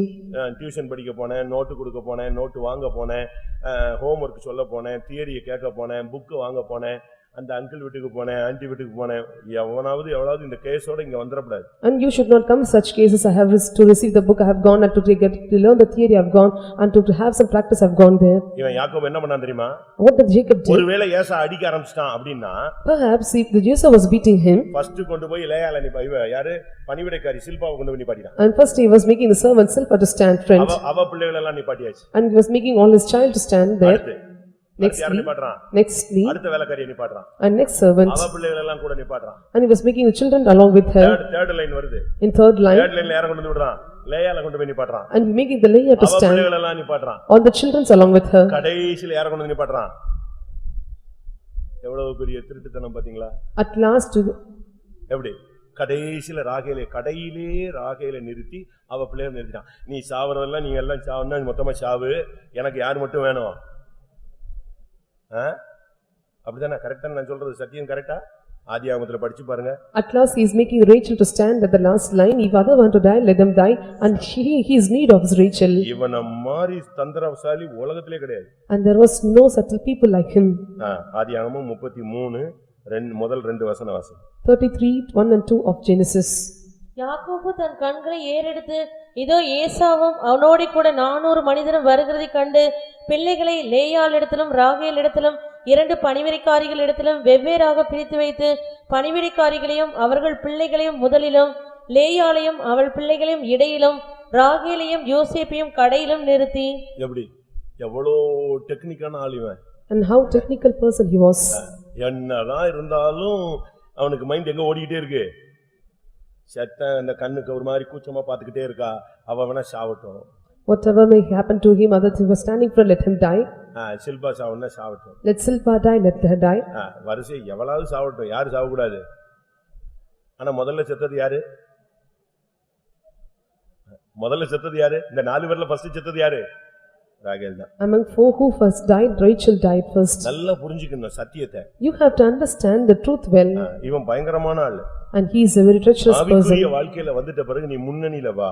After coming to the spiritual life, you must come and stand friends. செபுலோனும் நப்தலியும் போர்க்களத்து முனையிலே மரணத்துக்கு துணிந்து நின்றார்கள். Zebulun and Naphtali in high places of the camp, they were standing to jeopardize their lives. யுத்தம் வந்துட்டா செபுலோன் நிப்பான், நப்தலி நிப்பான். And if it is a battle, Zebulun and Naphtali will stand. முனையில நிப்பான், ஃப்ரண்ட்ல நிப்பான். They will come and stand in the front part.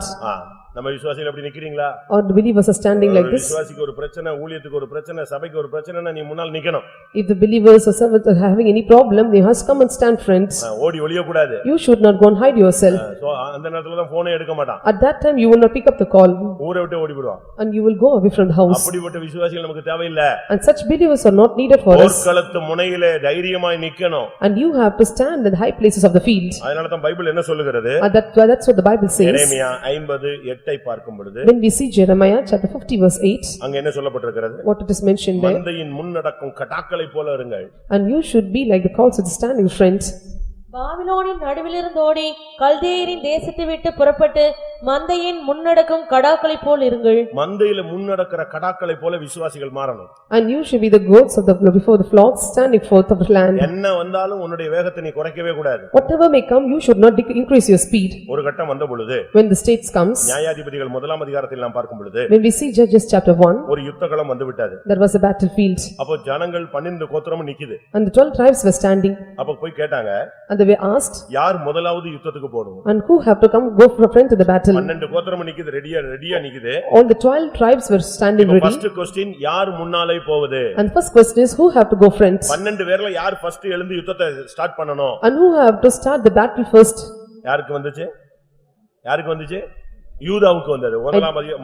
முதலாம் அதிகாரம் முதல் 2 வசனங்கள். In the first chapter, first and second verse, நியாயாதிபதிகள் 1:1-2. Judges chapter 1 verse 1 and 2. யார் முதலாவது எழுந்து யுத்தம் பண்ண வேண்டும்? And who must stand up and rise to the battle?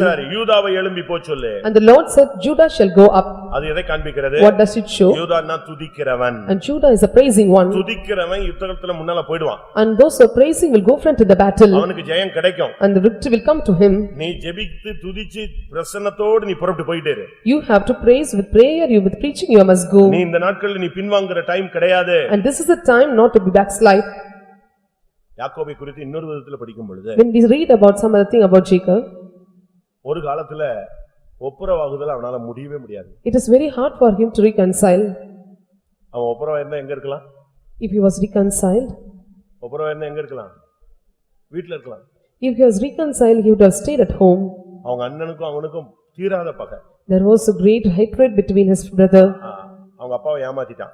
And he deceived his father. அதுக்கு இந்த அம்மா support. And mother was support to it. அந்த வீட்ல உள்ள பிரச்சனை என்ன தெரியுமா? And what was the problem in their home? மூத்தவன் அப்பா பிள்ளை, இளையவன் அம்மா பிள்ளை. அதான் problem. And elder brother, elder son was the support to father and younger ones was mother. விசுவாசிகள் வீட்ல கூட இப்படி இருக்கு. Even in the house of the believers found like that. ஏன்னா முகம் அவன மாதிரியே இருக்கான், முகம் அவர மாதிரியே இருக்கான். Because the countenance was resembled like that.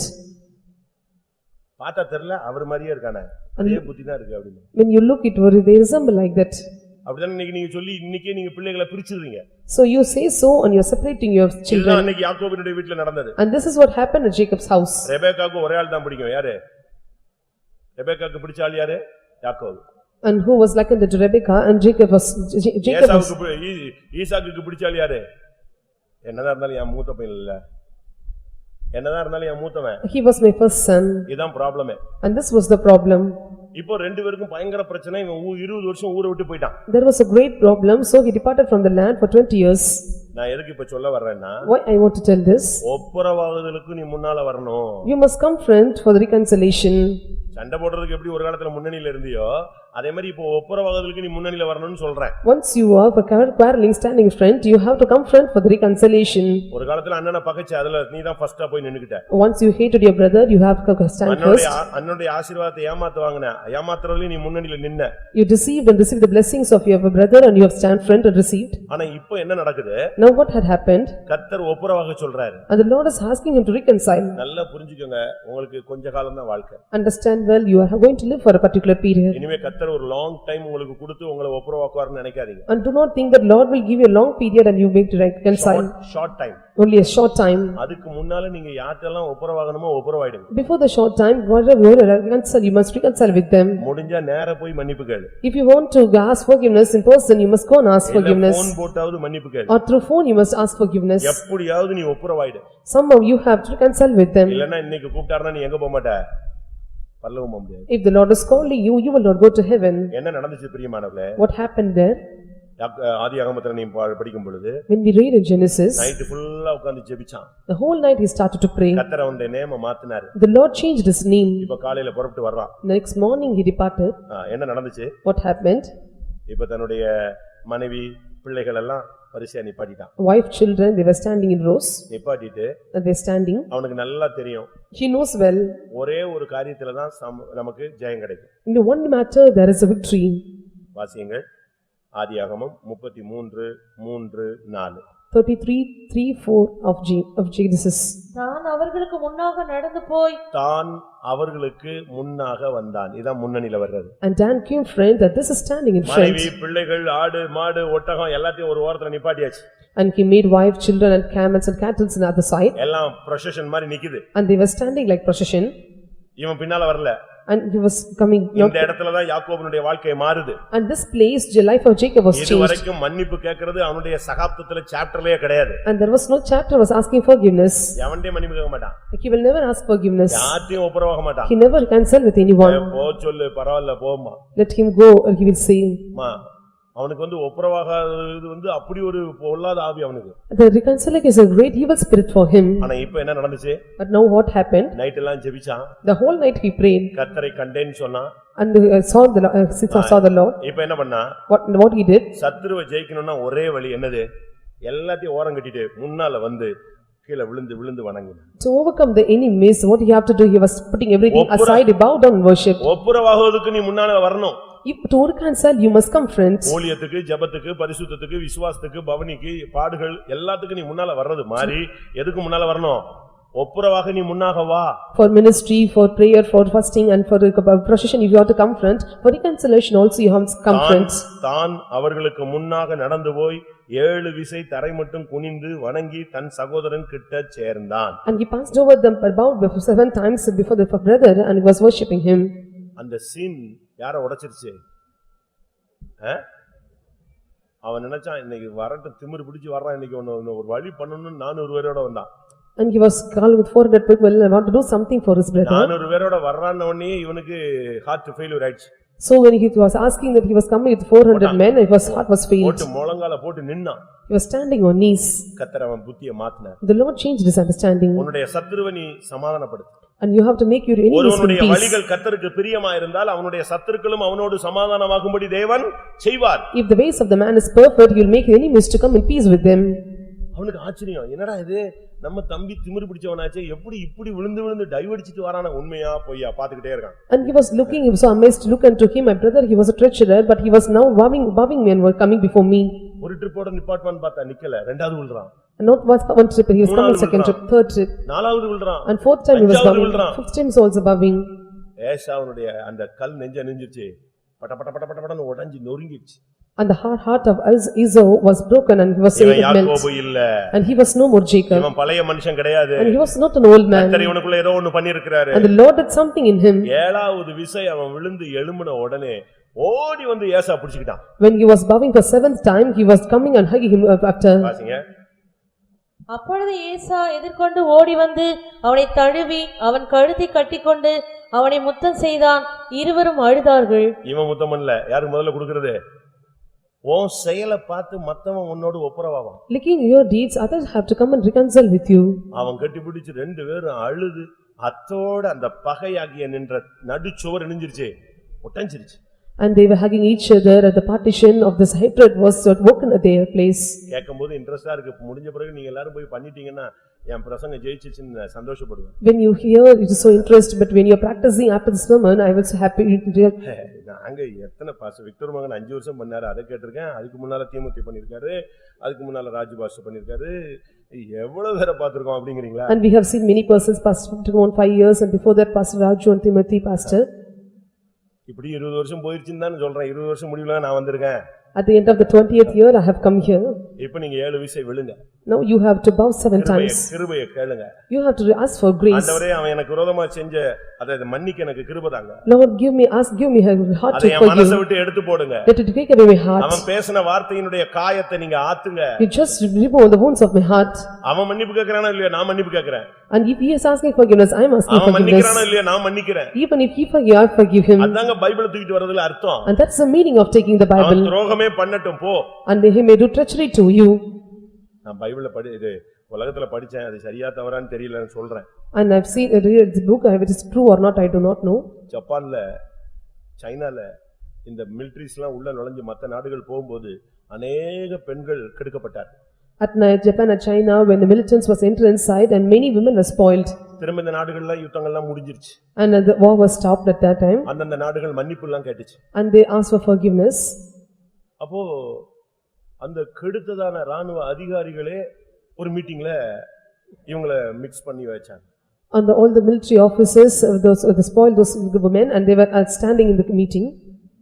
அப்போ அந்த சகோதரிகள் எல்லாம் அப்படியே முகத்தை திருப்பிச்சாங்க.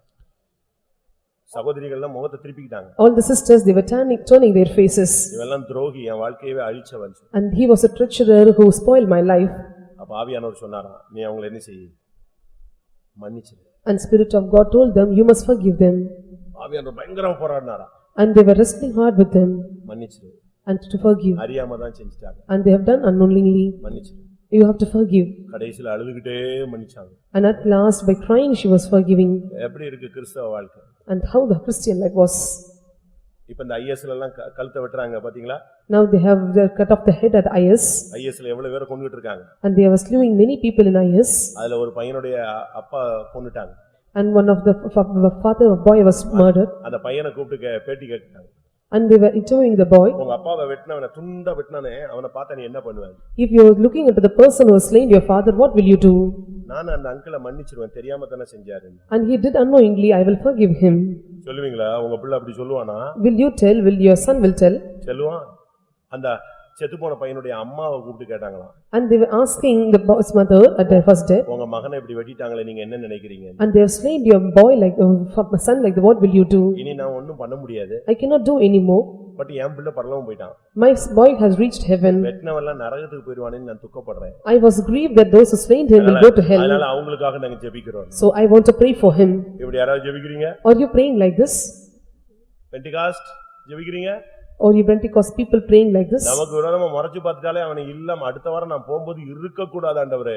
And we are praying that those are staring at us, they should not be no more before an coming week. அதனாலதான் நீ ஜெயிக்க மாட்டேங்கற. And so you are not overcoming. யாக்கோபு என்னைக்கு வாழ்க்கையை மாற்றினானோ ஒப்புரவாகுதலுக்கு முன்னணியில வந்தான். When Jacob so turned his life, he come to the front of church reconciling. அவனுக்கு ஜெயம். And that bring victory to him. 7 மணி நேரம் ஜெபிச்சது பெரிய காரியம் அல்ல. It is not a matter of praying 7 hours. பேர் மாறினது முக்கியமானது அல்ல. It is not the changing your name. தேவனை முகமுகமாய் கண்டேன். அதனால இந்த இடத்துக்கு பெனியேல்னு பேர் வச்சது முக்கியம் அல்ல. It is not a thing that have changed it with that have changed face. நீ விழணும். You have to bow 7 down. அவனோட நெருங்கி போகணும். You have to go closer with him. இவன் போய் அங்க போய் மன்னிப்பு கேட்கவே இல்லை. இவனுடைய செயலே பெரிய மன்னிப்பை ஒப்புரவாகுதலையும் கொண்டு வந்து விட்டது. He did not ask for forgiveness, but his deeds made a great reconciliation and forgiveness there. நீ இதுக்கு முன்னணியில வா. Therefore you have to come front at him. ஆவிக்குரிய வாழ்க்கையில நீ முன்னணியில வா. A spiritual life you must come front. லூக்கா 19ஆம் அதிகாரத்தை நாம் பார்க்கும் பொழுது When we see book of Luke chapter 19 28ஆம் வசனத்துல 28th verse, இயேசு கிறிஸ்து பல காரியங்களை பேசுகிறார். and Jesus Christ was speaking many things. போணும்.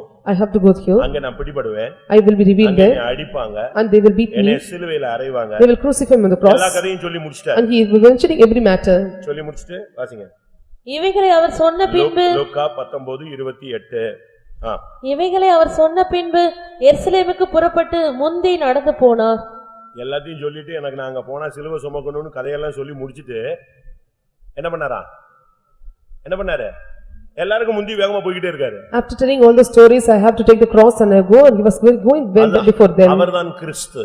He is Christ. ஆனா அதே இடத்துல At the same place, சீஷர்கள் கூட வந்தாங்க. disciples were journeying with him. எப்படி வந்தாங்க தெரியுமா? How they came? Mark 10:32. 10:32 of Mark. Mark 10:32. பின்பு அவர்கள் எருசலேமுக்கு பிரயாணமாய் போகையில் இயேசு அவர்களுக்கு முன்னே நடந்து போனார். And Jesus go front before them. அவர்கள் திகைத்து அவருக்கு பின்னே பயத்தோட போனார்கள். பின்னால போன கேஸ்ல எப்படி போச்சு? என்னடா சிலுவை கிலுவன்னாரு டமால்னு கிளம்பிட்டாரு. இப்ப நம்ம பின்னால போய் தான் அவனு என்ன பண்றது பயந்துகிட்டே பைபிள் தூக்கிட்டு பின்னால போனான். And they were following him, fearing him. நீங்க முன்னணியில போறீங்களா இல்ல ஒரு 2 ஸ்டெப் பின்னால பயந்துகிட்டே பைபிள் தூக்கிட்டு வரீங்களா? Are you going front or coming 2 steps behind? ஒன்றை நீங்கள் புரிந்து கொள்ள வேண்டும். You have to understand one thing. நீ முன்னணியில வந்தேனா உனக்காக கர்த்தர் முன்னணியில வருவார். If you come front, and the Lord will come and stand front with you. இதுதான் இந்த மெசேஜினுடைய முடிவு. And this is the end of the message. மெசேஜின் துவக்கம் நீ முன்னணியில் வா. In the beginning of the message you must come front. மெசேஜினுடைய முடிவு நீ முன்னணியில வந்தா கர்த்தர் உனக்காக முன்னணியில வருவார். The end of the message is if you come front, and the Lord will come front with you. மீகா 2ஆம் அதிகாரம் 13ஆம் வசனம். Book of Micah chapter 2 verse 13. தடைகளை நீக்கி போடுகிறவர்கள் அவளுக்கு முன்பாக நடந்து போகிறார். அவர்கள் தடைகளை நீக்கி வாசலால் உட்பிரவேசித்து கடந்து போவார்கள். அவர்கள் ராஜா அவர்களுக்கு முன்பாக போவார். கர்த்தர் அவர்கள் முன்னணியில் நடந்து போவார். எப்படி? தடைகளை நீக்கிறவர் முன்னால போவாரு. அவங்க ராஜா அவங்களுக்கு முன்னால நடந்து போவாரு. அடுத்து கர்த்தர் அவர்கள் முன்னணியில் போவார். The breaker is come before them, and the king shall pass before them, and the Lord be ahead of them. எல்லாரும் கண்களை மூடுவோம். Let us all close our eyes. நீ முன்னணியில கர்த்தருக்காக நின்னீனா கர்த்தர் உனக்காக முன்னணியில வருவார். If you stand front for God, and the Lord will come and stand for you. முன்னால போன்னு கர்த்தர் பின்னால வர்றவர் கிடையாது. And the Lord is not following you by telling you go up before. நீ போன்னு சொன்னார்னா உனக்கு முன்னால அவர் போய்டுவாரு. If he is telling to go, and he will go before you. Bible என்ன சொல்லுகிறது? What does the Bible say? நீ போன்னு சொல்றாரு. ஆனா அதுக்கு முன்னால சொல்றாரு என் சமூகம் உனக்கு முன்னால என்ன செய்யும்? போகும். And he is telling to go, and he is telling my presence shall go before thee. எல்லாரும் கண்களை மூடி முழங்கால் படியிடுவோம். Let us close our eyes and be on knees. கர்த்தருடைய ஆவியானவர் இன்றைக்கு ஒவ்வொரு தேவனுடைய பிள்ளைகளும் முன்னணியில வரும்படி அழைக்கிறார். The spirit of the Lord is calling every child of God to come friends. என்ன வந்தாலும் சரி. Whatever may come. சேனையின் முன்னணியில் வா.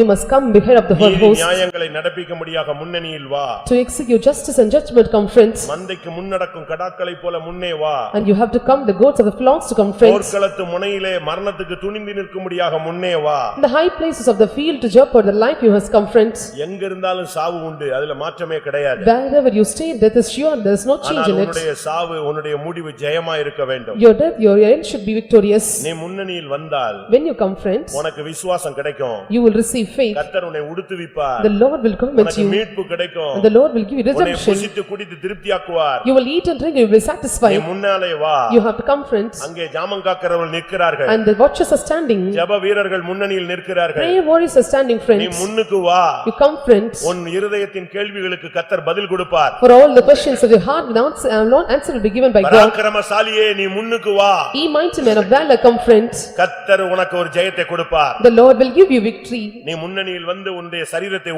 உடைக்க ஒப்புக்கொடு. You have to surrender your body to be broken. தீவட்டிகளை பிடித்து வசனத்தை சுடர்களை போல பிடித்து தூக்கி பிடி. You have to take your lamp and you have to take a vow of the sword. வாயை திறந்து சொல்லு, கர்த்தருடைய பட்டயம் என்னுடைய பட்டயம். Open your mouth and confess, the sword of the Lord is my sword. உன்னுடைய பங்கு பத்திரமாய் இருக்கிறது. Your portion is kept safe. நீ கடைசியில் அந்த வல்லமையை மேற்கொள்வாய். At the last you have overcome the powers. எல்லாரும் முடிந்தா முழங்கால் போடுங்க. If possible, be on knees.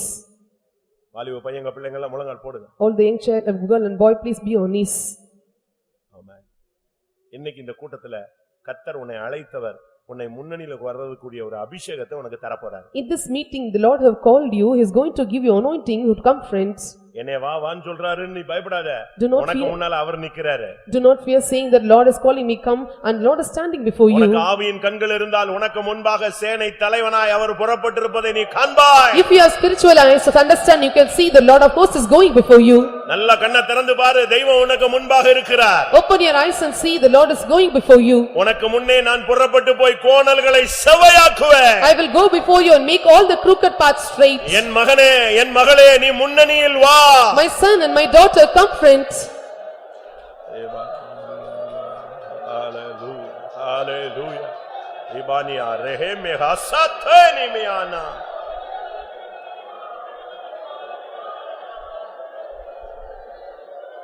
ஆமா, இது எனக்குரிய மெசேஜ் அப்படின்னு சொல்றவங்க கை வைத்துங்க. Those who say this message is for me, lift up your hands. இது எனக்குரியது. This is for me. நான் தான் கடந்த நாட்கள்ல முன்னணியில இருந்த ஒரு ஆள். In the past days, I was the one who was going ahead of him. இடை நாட்களில In the terminal நான் days, சூழ்நிலைகள் மத்தியில கொஞ்சம் பின் வாங்கிட்டேன். I was backslid because of certain things. கொஞ்ச நாளாவே ஆவியானவர் என்னோடு போராடி And the கொண்டிருக்கிறார். Spirit of God was wrestling with me. முன்னால வான்னு சொல்லிக்கிட்டே இருக்கிறார். And Spirit of God is urging me to come, friends. நான் சந்தேகப்பட்டு கொண்டே இருந்தேன். I was doubting. எனக்கு கர்த்தர் அந்த வார்த்தையை உறுதிப்படுத்திட்டாருன்னு சொல்றவங்க எத்தனை பேரு? Those who say that the Lord confirmed these words. உன்னை முன்னணியில் வரச் சொல்லுகிறவர் உன்னை பார்த்து சொல்லுகிறார், பராக்கிரமசாலியே கர்த்தர் உன்னோடு கூட இருக்கிறார். The Lord is calling you to come, friend, and says that ye mighty men of valor, I am with you. உன்னை முன்னணியில் வரச் சொல்லுகிறவர் சொல்லுகிறார், உன்னை அனுப்புகிறவர் நான் அல்லவா. The Lord who says to come, friend, is telling that the Lord of the sea, I am sending you. இப்பொழுது ஒரு அபிஷேகம் இறங்கும். Now the anointing will descend. நீங்க வாலிபர்களோ வயோதிபர்களோ புதியவர்களோ பழையவர்களோ எல்லாரையும் கர்த்தர் முன்னணியில் வரும்படியான ஒரு அபிஷேகத்தை தருகிறார். Young or old, the new believers, the Lord is calling them to come, friend, to give them the anointing. இந்த அபிஷேகம் உன்னை தூக்கி கொண்டு வந்து முன்னால நிறுத்திடும். This anointing will lift you up and make you to come, friends. Hallelujah, hallelujah, hallelujah. Ribana sahania rabana reina bania rahadana bakaraba.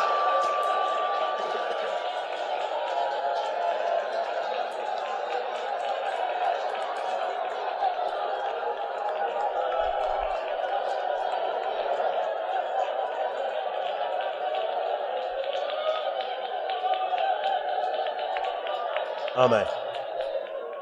ஒருவேளை நீங்க கொஞ்ச நாள் முன்னால வர்றதும் திருப்பி பின்னால போறதும் கொஞ்ச நாள் முன்னால வர்றதும் பின்னால போறதும் இப்படி ஒரு வித்தியாசமான பாதையில எத்தனை பேர் போயிட்டு இருக்கீங்க? Perhaps you may be traveling the different paths. For certain days you will come, friend, and some days you will go back. இப்படி ஒரு சிலருக்கு போராட்டங்கள் இருக்கு. And some are having some strives in them. ஒரு பிரசங்கம் கேட்கும்போது While hearing the preaching, கொஞ்சம் முன்னால வர்றாங்க. they will come, friends. ஒரு நாள் நல்ல ஜெபம் உபவாசம் நல்லா போகுது. And 4 days they will fast well and they pray well. ஏதோ ஒரு இன்சிடென்ட் உடனே அவங்கள பின்னால இழுத்துரு. And some instant they draw them back. ஆனா இன்னைக்கு அப்படி அல்ல. But today it is not like that. இன்னைக்கு உன்னை வரச் சொல்லுகிறவர் முன்னணியில வரச் சொல்லுகிறவர் அவர் முன்னால போய் கொண்டிருக்கிறார். The Lord is making you to come, friend. He is going before you.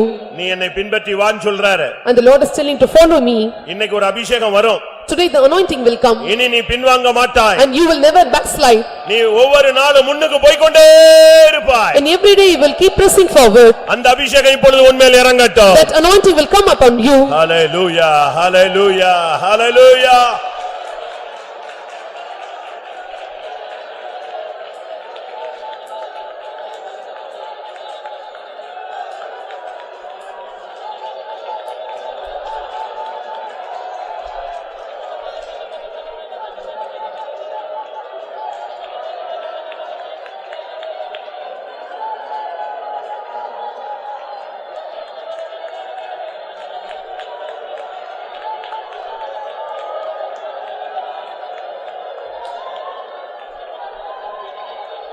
ஹalleluya ஹalleluya ஆமென் முன்னணியில் போகும் அபிஷேகம் ஆமென் ஆமென் ஆமென் இகாராபாரியா ரபாலகா திடபகராபகத்ரா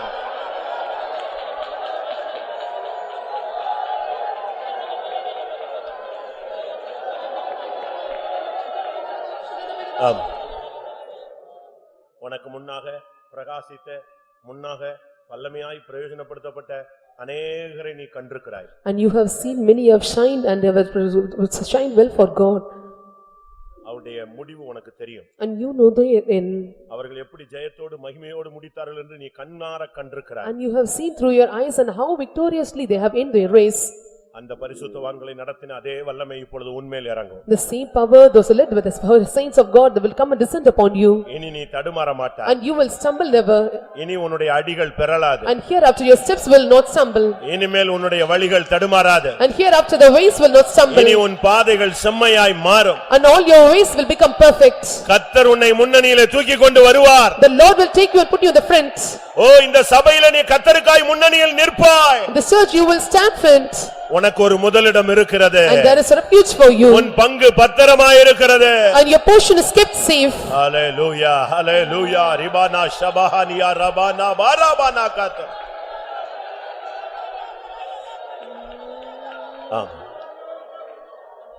என்ன வந்தாலும் நான் முன்னால நிப்பேன். நான் முடிவு எடுத்துட்டேன். பேசிட்டு இருக்கும்போதே கர்த்தருடைய வார்த்தை வரும் பொழுதே அது எனக்குன்னு தெரியும். ஆவியானவர் எனக்குள்ள அதை கன்ஃபார்ம் பண்ணிட்டாரு. நான் இனிமே முன்னால நிப்பேன்னு சொல்றவங்க கை வைத்துங்க. Those who say I was confirmed that whatever may comes I will stand for God and will raise up your hands. பயப்படாத. உன்னை அழைத்தவர் உன்னை முன்னணியில் கொண்டு போவார். Do not fear, the Lord who called you will put you in the front. இனி பின்மாற்றம் உனக்கு கிடையாது. Hereafter backslide will not come for you. இனி நீ வேணா விசுவாசித்து பார். ஒவ்வொரு நாளும் நீ முன்னால போய் கொண்டே இருப்பாய். Just believe and every day you will press forward. ஆமென். நீ போர்க்களத்தில் நின்று போராடுவாய். And you will stand in the battlefield high places and you will press கர்த்தருடைய forward. ஆவியானவர் உன்னை பலப்படுத்துகிறார். And the Spirit of God will strengthen you. ரேபானியா ரெபிக்கபானியா ரபஹத்ரபானியா. ஆமென்.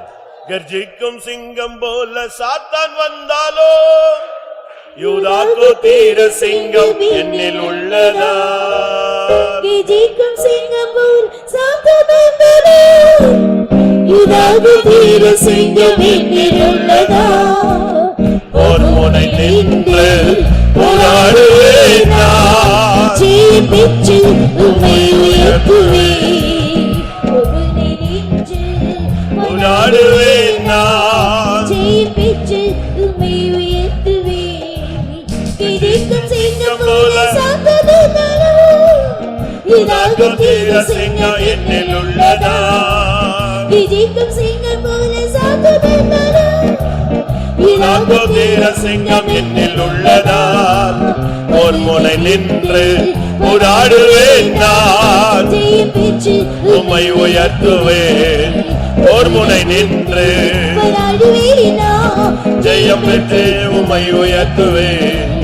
கர்ஜிக்கும் சிங்கம் போல சாத்தான் வந்தாலோ யூதாக்கு தீர சிங்கம் என்னில் உள்ளதா. கர்ஜிக்கும் சிங்கம் போல சாத்தான் வந்தாலோ யூதாக்கு தீர சிங்கம் என்னில் உள்ளதா. ஒரு முனை நின்று போராடுவேன் நான். ஜெயம் பெற்று உம்மை உயர்த்துவேன். பவுனை நின்று போராடுவேன் நான். ஜெயம் பெற்று உம்மை உயர்த்துவேன். பவுனை நின்று போராடுவேன் நான். ஜெயம் பெற்று உம்மை உயர்த்துவேன். பவுனை நின்று போராடுவேன் நான். ஜெயம் பெற்று உம்மை உயர்த்துவேன். பவுனை நின்று போராடுவேன் நான். ஜெயம் பெற்று உம்மை உயர்த்துவேன். பவுனை நின்று போராடுவேன் நான். ஜெயம் பெற்று உம்மை உயர்த்துவேன்.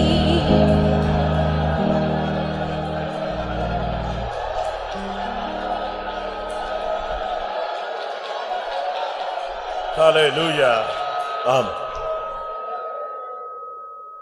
போர்முனை நின்று போராடும் ஒரு வல்லமை கர்த்தர் உனக்கு தரப்போகிறார். The Lord is giving you the power to stand the battlefront and you have to fight with him. இனி நீ ஒதுங்கி நிக்கிற காலம் இனி கிடையாது. And this is not the time to stand aside. இனி காலம் செல்லாது. And the time will not pass anymore. உன் ஊழியத்துல நீ முன்னால வா. And you have to confront in your ministry. உன்னுடைய பிரதிஷ்டையில நீ முன்னால வா. You must confront in your consecration. பயப்படாத. Do not fear. பிசாசு சிதறி ஓடுவான். And the enemies will be scattered. ஜெயம் உனக்கு தான். Victory is yours. எத்தனை பேர் நிச்சயமாய் சொல்ல முடியும்? How many are able to tell sure? போர் முனை நின்று போராடுவேன் நான், ஜெயம் பெற்று உம்மை உயர்த்துவேன். போர் முனை நின்று போராடுவேன் நான், ஜெயம் பெற்று உம்மை உயர்த்துவேன். போர் முனை நின்று ஜெயம் பெற்று உம்மை உயர்த்துவேன். ஆமென். ஹல்லேலூயா. ஜெயம் பெற்று உம்மை உயர்த்துவேன். பொருளிலிருந்து போராடுவேனா, ஜெயம் பெற்று உம்மை உயர்த்துவேன். பொருளிலிருந்து போராடுவேனா, ஜெயம் பெற்று உம்மை உயர்த்துவேன். பொருளிலிருந்து போராடுவேனா, ஜெயம் பெற்று உம்மை உயர்த்துவேன். பொருளிலிருந்து போராடுவேனா, ஜெயம் பெற்று உம்மை உயர்த்துவேன். இமானியா ரபாகா துடபாகா துடபிகா துரபானியா. ஆமென். போர் முனை நின்று போராடுவேன் நான், ஜெயம் பெற்று உம்மை நான் உயர்த்துவேன். எத்தனை பேருக்கு அப்படி சொல்ல முடியும்? எத்தனை பேருக்கு அப்படி சொல்ல முடியும்? போர் முனை நின்று நான் போராடுவேன், ஜெயம் பெறுவேன், உம்மை நான் உயர்த்துவேன். போர் முனை நின்று போராடுவேன் நான், ஜெயம் பெற்று உம்மை உயர்த்துவேன். போர் முனை நின்று போராடுவேன் நான், ஜெயம் பெற்று உம்மை உயர்த்துவேன். பொருளை நின்று போராடுவேனா, ஜெயம் பெற்று உம்மை உயர்த்துவேன். பொருளை நின்று போராடுவேனா, ஜெயம் பெற்று உம்மை உயர்த்துவேன். பொருளை நின்று போராடுவேனா, ஜெயம் பெற்று உம்மை உயர்த்துவேன். பொருளை நின்று போராடுவேனா, ஜெயம் பெற்று உம்மை உயர்த்துவேன். பொருளை நின்று போராடுவேனா, ஜெயம் பெற்று உம்மை உயர்த்துவேன். பொருளை நின்று போராடுவேனா, ஜெயம் பெற்று உம்மை உயர்த்துவேன். ஆமென். ஆமென். இந்த காலை வேளையில ஆவியானவர் முன்னணியில் வரும்படியாக தம்முடைய வார்த்தையை அனுப்பி கொண்டிருந்தபடினால ஸ்தோத்திரம் பண்ணுவோம். எந்தெந்த சூழ்நிலைகளில் நாம் முன்னணியில் வர வேண்டும் என்பது தேவன் நமக்கு சொல்லிக் கொடுத்தபடினால ஸ்தோத்திரம் பண்ணுவோம். நம்மை முன்னணியில் வர சொன்னவர் நமக்கு முன்னணியில் அவர் போய்கொண்டிருக்கிறார். அதற்காக ஸ்தோத்திரம் பண்ணுவோம். போர்க்களத்து முனையில நின்று ஜெயித்து அவரின் நாமத்தை உயர்த்த உதவி செய்ய முடியாது. ஸ்தோத்திரம் பண்ணுவோம். தன்னுடைய நாமத்தின் நிமித்தம் முன்னணியில் நிற்கிறவர்களை சேர்க்க இயேசு வருகிறார். அதற்காக ஸ்தோத்திரம் பண்ணுவோம். அந்த நாளுக்கென்று எல்லாரையும் ஆயத்தப்படுத்த முடியாது. ஸ்தோத்திரம் பண்ணுவோம். பிதா குமாரன் பரிசுத்த ஆவியானவருக்காக ஸ்தோத்திரம் பண்ணுவோம். எல்லா மகிமையும் அவருக்கு செலுத்தி ஸ்தோத்திரம் பண்ணுவோம். ஜெபம். பரிசுத்தமுள்ள நல்ல ஆண்டவரே, ஆசீர்வதிக்கப்பட்டதான உம்முடைய மகிமையின் சமூகத்துக்காக நன்றியோடு ஸ்தோத்திரிக்கிறோம். அடையாரே, கடந்த வாரம்லாம் நீர் எங்களை கண்மணி போல் பாதுகாத்தீர். இந்த வாரத்தின் ஆண்டவரே, இந்த மாதத்தின் தொடக்கத்தில் இந்த மாதத்தின் கடைசி நாட்கள் வரை கர்த்தர் எங்களை கண்மணி போல் பாதுகாத்தீர். கர்த்தர் எங்கள் மட்டுமா எங்களுக்கு பாராட்டின இந்த பிரதான கிருபைக்காய் இரக்கத்துக்காய் நன்றியோடு ஸ்தோத்திரிக்கிறோம். இந்த பரிசுத்த நாளிலும் கூட பயத்துடன் சேவிக்க நடக்கத்துடைய நம்முடைய சமூகத்தில் கழிவுற எங்களை நம்முடைய சமூகத்தில் கொண்டு வந்தீரே, அதற்காக நன்றியோடு ஸ்தோத்திரிக்கிறோம். எங்களுடைய ஆராய்ச்சி ஒவ்வொரு பதிலும் நீர் பொறுப்படுத்த நடத்தி ஆசீர்வதித்து ஆவிக்குள்ளாக்கி தந்தீர். ஆண்டவரே, ஆவியானவரே, நீர் எங்களோடு பேசினதான நல்ல ஜீவ வார்த்தைகளுக்காக ஸ்தோத்திரம். ஆண்டவரே, ஆண்டவரே, நாங்கள் முன்னணியில் நிற்கும்படியாக கர்த்தாவே எங்களுக்கு தந்த நல்ல ஆலோசனைக்காக நன்றியோடு ஸ்தோத்திரிக்கிறோம். கர்த்தாவே, காத்தும் கூட கர்த்தாவே, ஆண்டவரே, கர்த்தாவே தன் முன்னணியிலே வந்து அடைந்தான் நாங்கள் கேட்டோம். ஆண்டவரே, நாங்களும் கூட காத்தை போல முன்னணியில் நிற்கிறவளாய் மாற்ற ஆண்டவரே, அவன் தன்னுடைய பங்கை கர்த்தாவே பங்கை பெற்றுக்கொண்டான் ஆண்டு நாங்கள் கேட்டோம். ஆண்டவரே, நாங்களும் கூட எங்களுக்காய் வைத்திருக்கிறதான் நல்ல பங்கை நாங்களும் கூட ஆண்டவரை பாதுகாத்துக்கள் எங்களுக்கு உதவி செய்யுங்க. கர்த்தாவே, ஆண்டவரே, நாங்களும் கூட சபையில் நிற்கிற நாங்களும் கூட ஜெபத்தில் முன்னணியில் நிற்கிறவளாய் மாற்ற ஆண்டவரே, ஆண்டவரே எங்களுக்கு ஸ்தோத்திரம். கர்த்தாவே, ஊழியத்தில் முன்னணியில் நிற்கிறவளா எங்களை மாற்றும்படியாக வேண்டிட்டு வரோம். கர்த்தாவே, எல்லா காரியங்களையும் நாங்கள் முன்னணியில் நிற்கிற மனுஷரா எங்களை ஒவ்வொருவரையும் மாற்றும்படியாக ஆவியானுடைய கருத்தில் ஒப்படைக்கிறோம். கர்த்தாவே, ஆண்டவரே எங்களுக்கு ஸ்தோத்திரம். கர்த்தாவே, ஆண்டவரே, கிதியோனு கூட கர்த்தாவே யுத்தத்தில் முன்னணியில் வந்து நின்றான் ஆண்டு நாங்கள் கேட்டோம். ஆண்டவரே, ஆண்டவரே எங்களுக்கு ஸ்தோத்திரம். கிதியோனு போல கர்த்தாவே நாங்களும் கூட கர்த்தாவே எங்களுடைய பானைகளை உடைக்க ஆண்டவரே தீவெட்டுகளை பிடிக்க எக்காலங்களை ஊத ஆவியானவர் எங்களுக்கு உதவி செய்யும் கர்த்தாவே எங்களை சுயங்களை உடைத்து கர்த்தாவே மற்றவங்களுக்கு நாங்கள் இருந்து பிரகாசிக்கிற விளக்குகளா நாங்கள் மாறும்படியாக ஆவியானவரே இந்த காலவேளையில் எங்களுக்கு தந்த ஆலோசனைக்காக உங்க ஸ்தோத்திரம். கிதியோனை போல நாங்கள் முன்னணியில் நிற்கிறவளாய் மாற்ற ஆண்டவரே கர்த்தாவே உங்க ஸ்தோத்திரம். அந்த குஷ்ரோயிலும் கூட கர்த்தாவே ஆண்டவரே இங்க இருந்தாலும் சாபம் ஆண்டவரே அங்க கர்த்தாவே சீரியரோட பாளையத்து போனாலும் சாபம் என்று அவர்கள் சொன்ன பொழுது கர்த்தாவே அவர்களை துணிந்து கர்த்தாவே சீரியருடைய பாளையத்துக்கு போய் கர்த்தாவே அவர்களை ஆகாரத்தை கர்த்தா புசித்தார்கள் ஆண்டவரே. பொன்னை எடுத்துக்கொண்டார்கள், வெள்ளியை எடுத்துக்கொண்டார்கள் ஆண்டவரே, வஸ்திரங்களை எடுத்துக்கொண்டார். அதுபோல நாங்களும் கூட ஆண்டவரே நாங்கள் இந்த கடைசி நாட்களில் நாங்கள் துணிந்து நிற்கிறவர்களா விசுவாசத்துக்காய் துணிந்து நிற்கிறவர்களாக எங்களுக்காய் தந்திருந்த வெள்ளியை போலதான் மீட்புக்காக ஆண்டவரே நாங்கள் துணிந்து நிற்கிறவர்களாய் மாற்றும்படியாக வேண்டியிருக்கிறோம். அப்படி செய்யும் பொழுது எங்களுக்கு பூமிக்கிற எல்லா நன்மையிலும் தருகிற தேவனா இருக்கிறார் ஆண்டவரே. செபுலோனு நப்தலியும் போர்க்களத்தின் முனையிலே துணிந்து நின்றார்கள் ஆண்டவரே. அதுபோல நாங்களும் கூட போர்க்களத்தின் முனையிலே துணிந்து நிற்க கிருபைதாருங்க கர்த்தாவே.